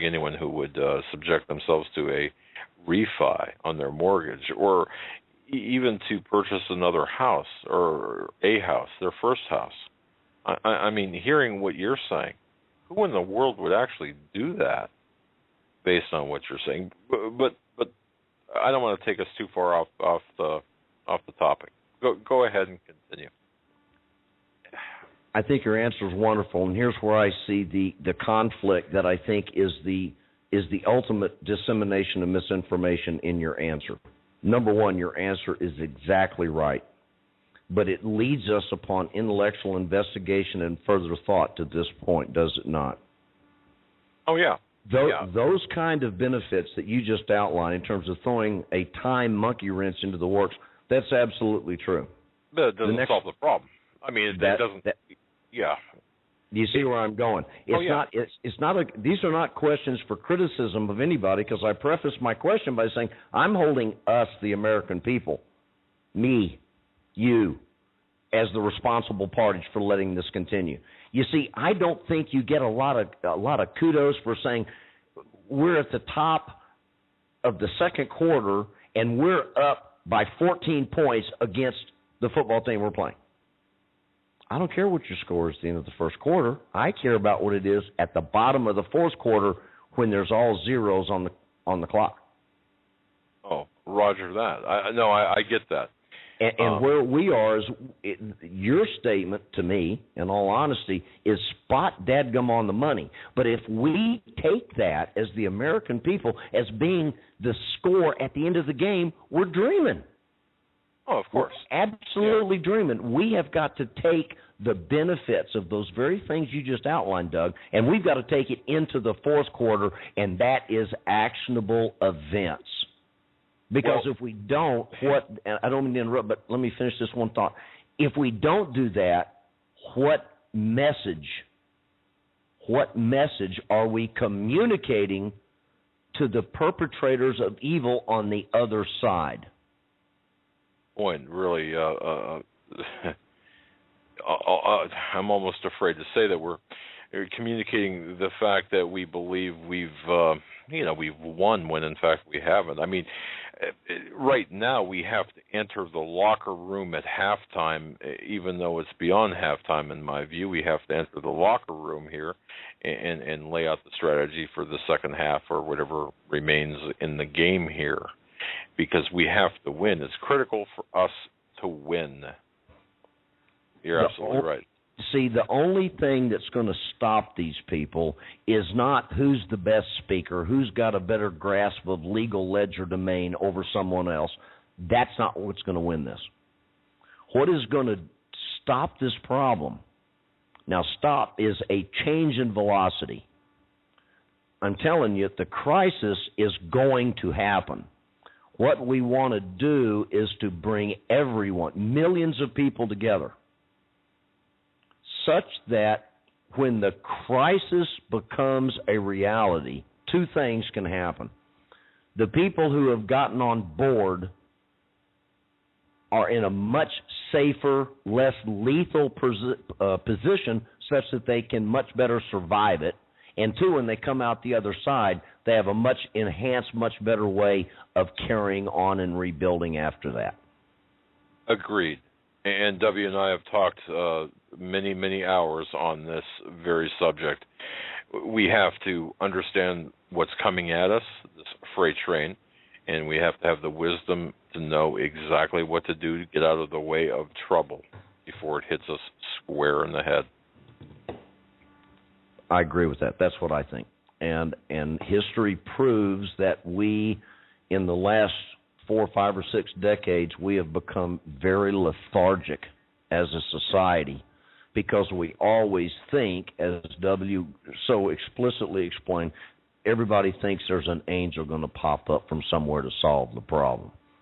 I'm here to tell you this problem is so big and it's so massive, there's only one collective group of angels that if we come together, we use our intellect, our prayers, and our courage to stop or detour the main force of the impact of this. It's the American people. And they think we're really stupid. You know they do. Because they keep putting out all this malarkey on the mainstream press and all the rest of it, and people buy into it. So that is communicating back to the people on the other side what?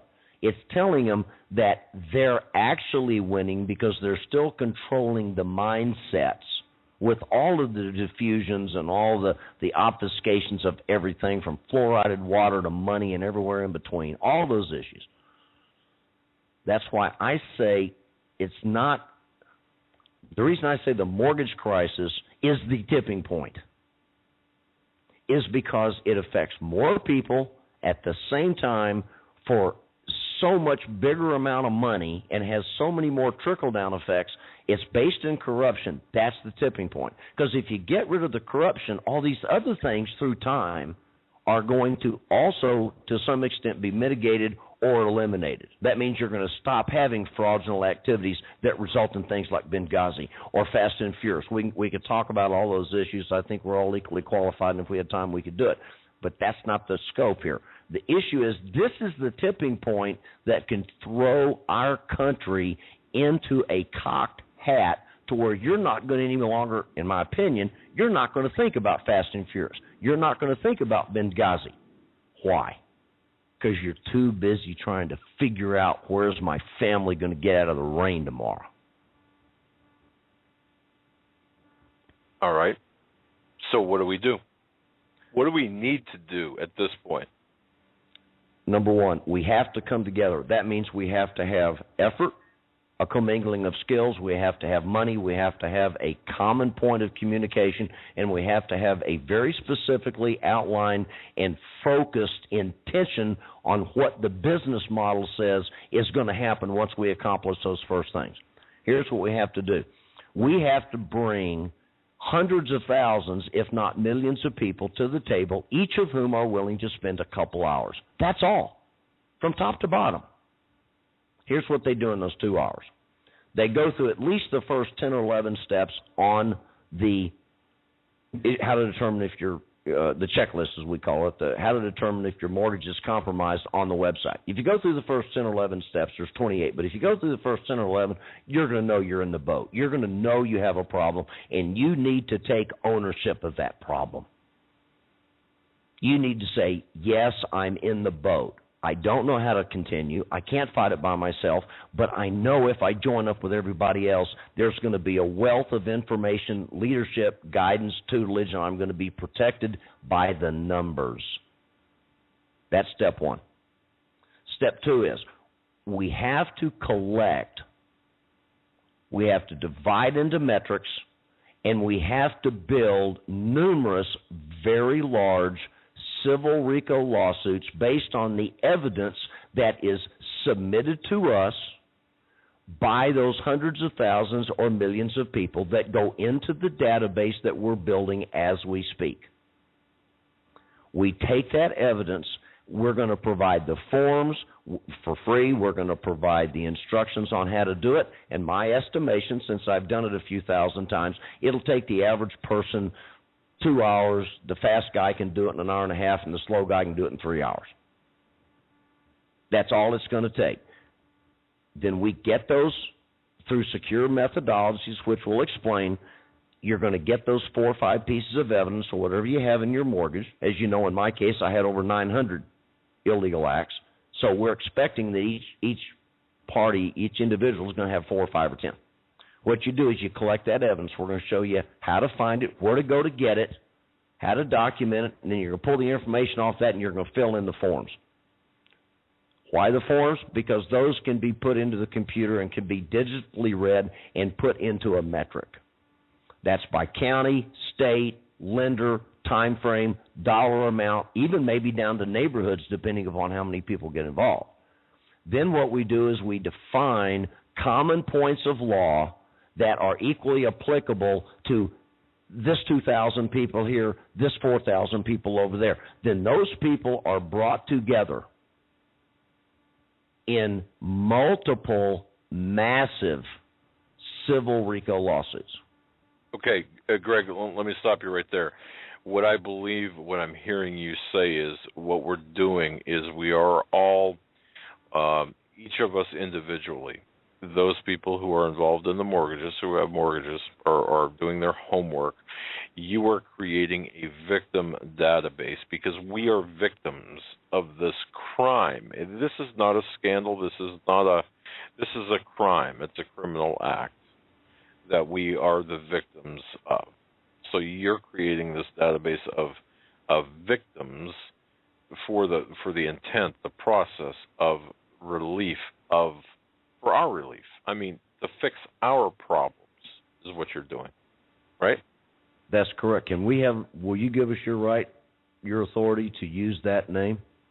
That's an unbelievably great title, a victim database. You came up with that. Can we use that name? Sure. No, of course you can. Yeah. In fact, I don't even want to sound glib about this. No, of course, because looking at this, I mean, we are the ultimate victims of one of the most heinous crimes against our constitutional rights, the property ownership in the history of mankind. I mean, that's the way I look at it. So yes, absolutely. See, and that's a great title. We've been trying to figure out what to call this thing. You just answered the question. Here's the point. None of us can afford monetarily to fight these cases on our own unless you're a multimillionaire and you've got nothing else to do. But if we all come together and we all make a small donation, those monies are more than adequate to conduct and pay the legal bills to the extent we have them, because we'll have to have some critically, and that's what the think tank is going to do with all these amazingly talented and experienced people coming together, of which you're one, coming together. We're identifying those firms that can be trusted that will then come together. Once we divide everybody into metrics, they will be notified. You fit into this metric. Here's all the people in it. Here's how many joint plaintiffs. We're not going to do class action. We're not doing this mass case malarkey. These are going to be by invitation only. So, in effect, all the defendants, because, of course, the lenders are going to be a part of that,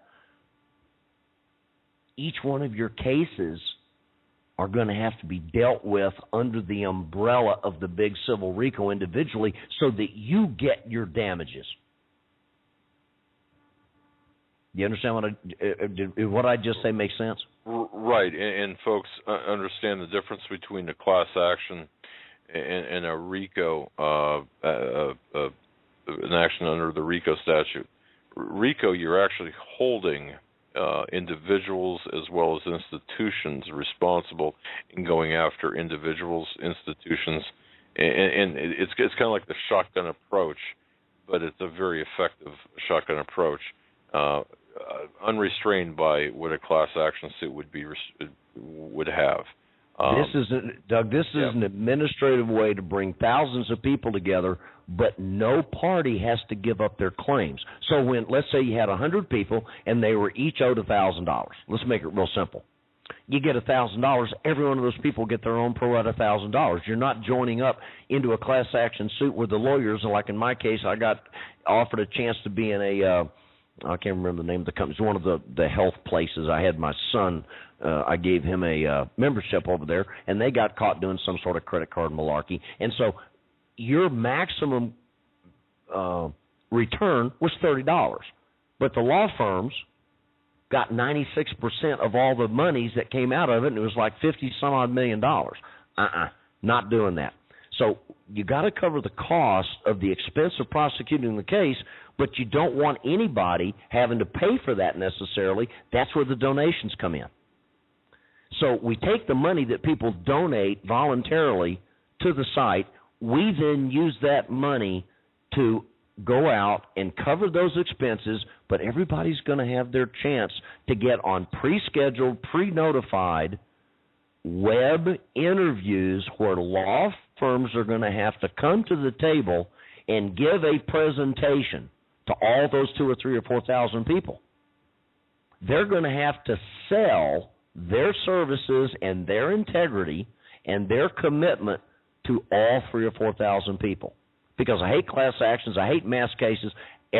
Nobody understands them, and so people get burned all the time. So what I've conceived of, with the help of a lot of very good people, is that these are by invitation. But if you make a contribution, you go through the checklist, you collect, extract the data from your evidence, and you submit it to us, that's your price of poker. You're done. Right. And I'll stress this.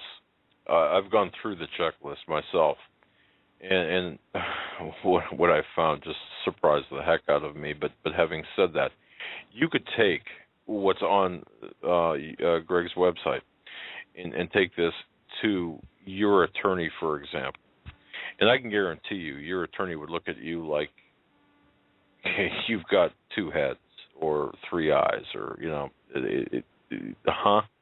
it's not going to work. You need that cohesive, collective approach in this, and this is what we need to do. We all need to come together under the umbrella of this RICO action, as victims here of this mass crime, and we need to be properly represented. Not we don't need to be stared at. I guess that's the best way I know how to describe it.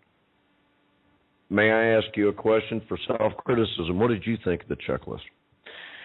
I was uncomfortable. First of all, it was simple. It was easy. It was super easy to follow. The hardest time I had was locating my documents, all my documents, and then really accepting the results. How's that sound? That's a great answer. I don't. If that's the way you felt, which I know it is because you said it, then we did our job. Because as I've said many times, this is not a fun conversation, ladies and gentlemen. But this is going to affect every one of us, as W says, lethal. So I foot stomped it as much as I know how to do in this show. We have got to come together. We all have money issues. We all have stress issues. We all have limitations. But if we come together, as an example, I've got evidence, but I don't have a radio show. Who has a radio show of great credibility? Doug and Joe Hagmann. That's a perfect example, isn't it? I didn't know W until you guys. All right. Why did W call me? It's because of you guys.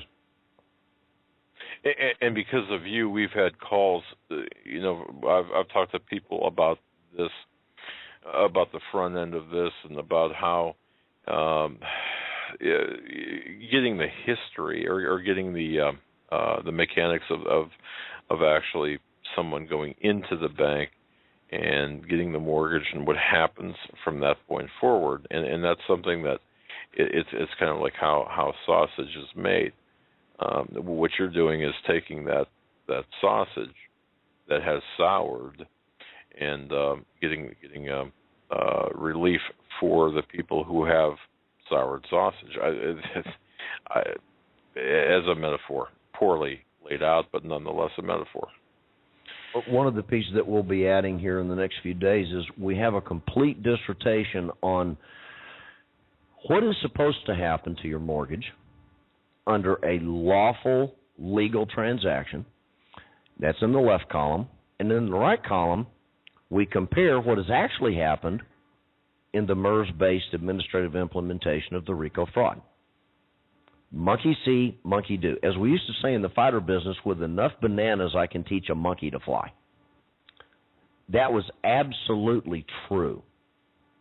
Took people off the street, didn't know an airplane from a guitar, and a year later, they were a lethal machine. That's what this whole concept is about, is information, education, and praying to the good Lord above that people will say, I have got to come to the party and take my pro rata share of ownership of this because my weaknesses are going to be eliminated by the numbers. By the numbers. That's why I've got to get, with your all's help, we've got to tell people, look, there are no guarantees, folks, except for one. If you do nothing, you're in deep trouble. You're going to be nailed to the wall, and your body is your heart is going to be in the center of the bullseye where the pointy end of the train is going to impact. I cannot make it more clear than that, and that's exactly what's going to happen. You're going to be in such trouble a year from now or a year and a half from now when these bankruptcy cases start increasing at a rapid rate. You're going to be between the wall and the train when it hits. If we all come together, you're going to be many, many miles away from that point of impact. Now, you may still hear it, but you're going to be intact. But the thing is, this has never been done since 1776, so there's no guarantees. Right. But dadgummit, put in your $20, $30, $10, $5, $50, $100, whatever you want to do. Get on your Facebook. Get on your email list. Use all the technology that's out there before, as they started last week. What are they trying to do with net neutrality? Yeah. What happens? See, I'm scared that we haven't talked about this, and I'm sorry I'm talking fast, but I'm nervous because we've got 21 minutes left. Look, what happens if the internet is shut down and all of a sudden, ladies and gentlemen, we don't have Doug and Joe to go talk to? How are we going to communicate if the Hagmann report is no longer on the air? And I guarantee you they're on the hit list. I guarantee you. The need for speed is there. The good Lord is telling us, Doug and Joe, I have given you the tools. It's up to you as my children to implement the gifts that I've given you. All right. Talk to Joe and Nancy Smith out there who are not homeowners. or who are homeowners in great standing. They've investigated and found they're fine. But how would this affect them? How would the mortgage crisis affect them? They're at retirement age. They're collecting their pensions. They're collecting their Social Security. What would motivate them to get involved? They live on a street, and there's 20 houses on that street. They happen to be the one out of the 20. It's more like 1 in 2,000 that's not affected, but I'm using a simplistic analogy. That's not affected by this. The other 19 houses are all affected. What happens when the bottom drops out and the values of that real estate plummets well below sea level? How fine is the couple that thinks they don't have a problem because they've had their warranty deed for 30 years? Well, good answer. That's the obvious one. It's real simple stuff. If everybody around you has lost their hind end, has no money, your perception of value in your house is worth nothing, because your house is going to go down in value. The other question you ask is, what about the people who don't own homes but they're thinking about buying it? Well, let me give you another shocking reality. Now, our knowledge, and this is going to shock you, because it shocked me. Not my concept. My dear friend, my blood brother, my lead researcher, he's the one with the intellect that came up with this one. You own a home, or you think you do, that has a clouded title. Well, let me tell you, and I'm going to make this real simple, but this is the answer to your first question. Why would someone who is a prospective home buyer care about this? Well, let me tell you why. And I'm going to use me as an example. I know a little bit about me, so I can tell you with great firmness exactly what the facts are. In the state of Texas, the law says that you as a title company and a lender in concert, you may cause the homeowner to pay for the fee for a lender's title policy. However, now that protects the lender. That doesn't protect you in the event of a broken chain of title. However, if we, the lender, and the title company force you, the home buyer, the borrower, to pay for a lender's title policy, you, under law, must also offer and provide for the borrower, the homeowner, a borrower's title policy. Now, the borrower has to pay for it, so we're still getting, to some extent, raped there, because you would think if a policy was put in place to protect the lender, they ought to pay for it. I've got a problem with that, but that's an ant, and we're trying to fight the dinosaurs running this down here. What happened in my case? In the 3 financial transactions on my house, I paid almost $12,000 in title policy fees. Not one of them bought me a borrower's title policy. But the lenders have been protected every day. They broke the law. When I told the court about it, the court told me to go pound sand.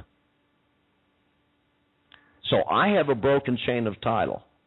Now, every week here in Murphy, Texas, I get some real estate broker putting some sort of solicitation on my door saying they want to sell my house. What legal position, Doug and Joe, am I in if I knowingly own a home? Let's say you don't have a lawsuit, you just know your title's messed up, but I agree to sell my home to an unknowing buyer, and I don't tell anybody that my chain of title has been ubiquitously exploded. They buy my home, and then they find out after the fact that I either outright lied, failed to tell them, or otherwise did not inform them as to the legal level of destruction pertaining to my chain of title. I just became a co-conspirator in the perpetration of the fraud. And one who was exposed as a potential in the RICO case. Exactly. So I am thinking that particular chapter in the book has not surfaced yet because we are ahead of the game in analyzing what, if you start to use any analogy, you take a match, you start burning 1 square inch of grass. Well, it's going to go to 2, go to 12. And so you have to look way out to see how long is it going to take before the whole field or the forest is engulfed, right? People haven't done that yet. But think about the legal liability. These title companies and lenders, and I've talked literally to thousands of people who have the same thing. They say, I go to my HUD-1 closing statement, I don't have a title policy. Now, in my case, we have sent to the head legal counsel of Commonwealth Title Company. It's in the document, it's in the evidence. You can go download it for yourself off of my case. And Commonwealth says, we don't even know who we issued your policy to. We have no record of it. Excuse me? Who holds the policy on my house? We don't know. And, oh, by the way, we don't have to tell you that because it was done in trust. We don't have to tell you. Exactly. And just to add to this, folks, and you and I know this, everyone knows this, you go to a closing, you got a stack of papers, you got an attorney, you got the real estate agent, you got, who knows who else is there. They hand you a pen, and you're sitting next to your spouse, and you sign papers. You don't have a flipping clue what you're signing. Do you read those papers? Yeah. You just look at your attorney points to sign there, you sign there, and you walk out, and you take your champagne, and you take it to your house, and you have your champagne, and say, oh, we're homeowners. And, bring the kids, bring the dog, bring the furniture, and life is good. But you don't have a clue what you sign.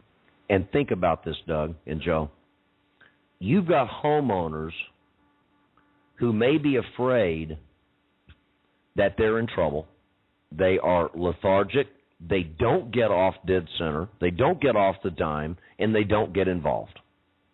Because they think the way to do it is to rhetorically convince themselves that if I keep my mouth shut and I don't say anything, maybe I can skate out of this on my own. Well, you remember last week I was pretty clear, I think, in re-listening to the tape that I said, this is about all of us. This isn't my fight. This isn't your fight. This is our fight as an American society of free, independent citizens. This is not about me, which is the one thing, it's my mantra, that this society, and I take full credit for my generation, screwing this up.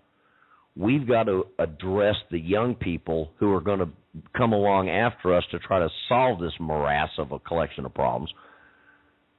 It's not about me, and it's not about you. It's about everybody, because you can't be free if your neighbor is enslaved. Now, people who are thinking about buying a house, they've never done it before.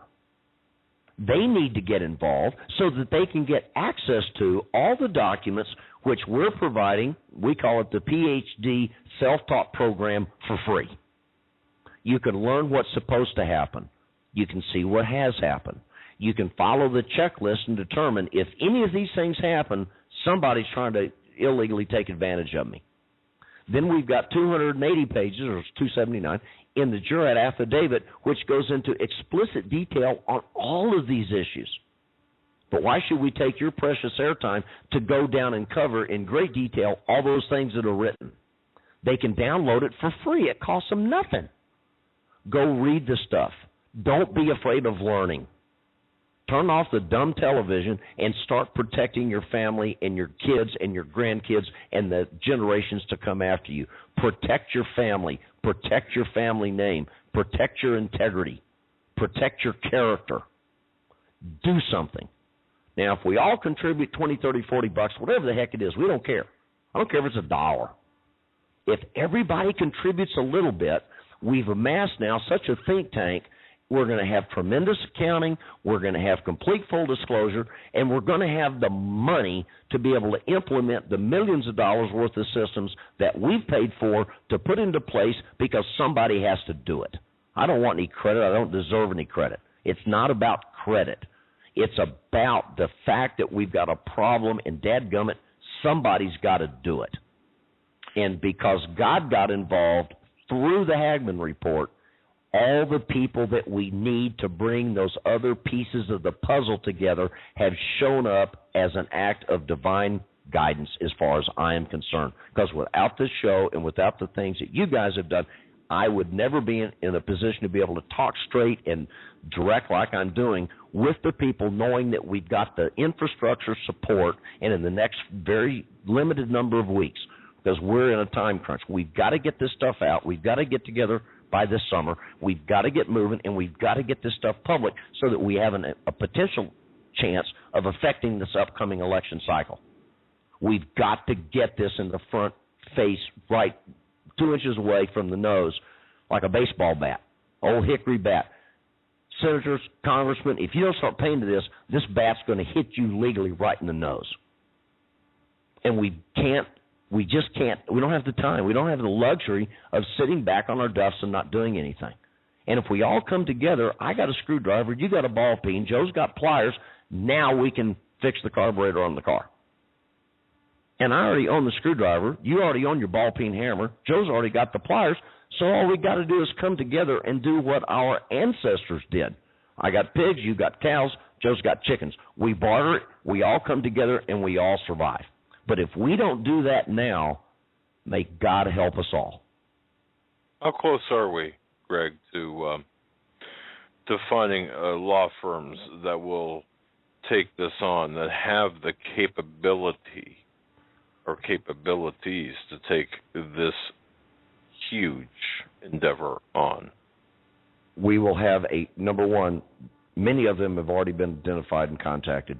Two, as soon as we get enough people to sign up, make their commitment, make their contribution, start getting us the evidence, start following the procedures, which they don't have to pay for. We're doing all of that.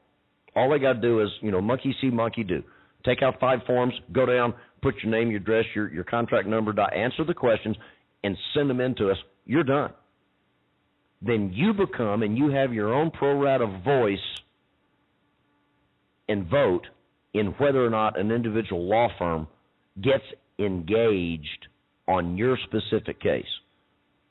We're very close to that point, and we can accomplish that this summer. Okay. All right. Because one thing, being a PI for 20-some years, I've got to tell you something. Okay, I've seen some pretty damn incompetent and unethical law firms. We've got to vet the law firms fully. To me, that we've got to have capable, qualified attorneys with character, integrity, and a very precise sense of purpose. May I respond to that very briefly? Sure. Go back and listen to what I said in the first show. Listen to what I'm saying now, and you will see a direct conflict in what I've said. I don't want you to figure that out on your own, ladies and gentlemen. I want to tell you, because I told you last week that I have lost confidence in the judicial and the legal system. Now, this week you're hearing me say we have to go out and get legal representation because we're going to have so many people in each of these cases, we're going to have legal representation. That's a direct contradiction. Last week I said I don't like cars, I like motorcycles. This week I'm saying I like motorcycles, I don't like cars. No, that's not what I'm saying. It is a necessary evil that because we have to beat them in their venue according to their laws so that when we win the cases or fight the cases to begin with, chronologically in sequence, we can establish the changes in the law by precedent. We can't go out and fuss and have rallies and marches. That's not going to change anything in the law. So we have to follow the rules to show that we believe in our form of constitutional republic governance. That means it's a necessary evil that we have to find good law firms. But there are some out there, but they can't do it for free. But I don't see that as a conflict. I see that as a difference in paid folks, please. I see this as a difference in context. You're talking about a civil RICO action versus a class action or some other type of engagements, lawful engagement. So to me, that's a different type of thing altogether. That's just me. So, but we need that legal representation to prevail. Elsewise, we could fail on stupidity. That's exactly correct. But I don't want the audience to wake up, make a commitment, get involved, and for some reason, 30 days down the road, they go, wait a minute, Greg, you said cars, no motorcycles, and no, I didn't switch. I want to be the ones telling the audience, this is the reality. It's like if you get rabies, they can cure rabies, but the treatment's painful. That's what I'm saying. If we could do this without legal representation, well, Lord of mercy, we'd do it, but we can't. So that's why I stress the definition of what character is. And what we have concluded is that we can very simply, using technology, as long as it exists, all of the people in each case can be a party to that interview process with multiple law firms. They can ask their questions, and everybody gets a vote. That way we're taking the benefit of all of the minds and all of the thoughts and all of the questions of the people and putting it to the law firms and saying, Betty in Oregon is asking this question. How do you answer it? Right. So they're not depending on me or you or W or any other one or two or three people. They're all going to be involved. But the beauty is you get to do that and you're not paying for it. Well, right, or the risk, financial risk, if any, input is spread out over the numerical party or the number of people involved. But one thing I do want to say before the end of the program is the fact that not only if you are, for example, my age or older, and you have a home, you're fighting not just for your home, you're fighting for your homestead, and that is for the homestead of your children and their children.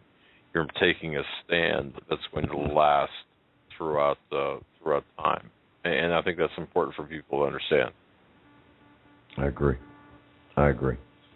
and I just have confidence that people will come to the table. We've got to reach out to everybody we know. That's just a little investment of time, folks. Email it, Twitter it, Facebook it, whatever the heck you have in your toolbox. Get people involved, because this affects the older person who thinks they don't have a problem. It affects all of us who are and knowingly have the problem, are in and knowingly have the problem. And it affects everybody who doesn't have a house, but they're thinking about it. Because I'm not going to, I would never sell this house to anybody without disclosing to them, you're buying this house and it's not worth a plug nickel. Right. Nor should you. Nor should I. So I don't even have a house to sell, do I? No, not at all. In the remaining 90 seconds, Greg, closing thoughts. I think tonight was a historic program, because I do believe you've identified the problem through two programs. We've looked at the problem, analyzed it. We know what it is. We know who the parties are. We know that there's a brewing court precedent or court precedent brewing. Final thoughts, sir, in 60 seconds. I'll do it in 15. Go to the website. There'll be new stuff, not every day, but very frequently. And as we get more capability, the website is going to be the single magnetic focal point for all the communication for everybody. As the system develops in the very few weeks to come, you'll be able to contact us directly. We are going to use technology to the greatest extent possible so that everybody can get answers, directions, all that sort of stuff done. Because we don't have enough hours with the people we have right now to talk to everybody personally, but we'll get to that point. If everybody will come to the table, it won't take us long to get there. And we want to have this movement well over 200,000 or 300,000 people by the start of the summer, sometime in the June time frame. And we need to do that, Greg. And the website is going to be, Hagmann and Hagmann is going to be the archive, and SaveOurFamilyAndHome.com is going to be the point of communication. That's where all your instructions are going to be, the forms are going to be. All you got to do is monkey see, monkey do, and then you'll be getting responses from us. Here's the next step, et cetera, and so on, and it will become the communication center. So treat it as an operative daily or every other day visit to make sure you keep track. Go to the What's New, and I'm going to have everything posted under What's New so you'll know what is there now that wasn't there 2 days ago. My friend, that'll do it for us tonight. Thank you for your time, Greg. Greg from SaveOurFamilyAndHome.com. Folks, until Monday, God bless. Good night. Thanks, Greg. God bless everybody.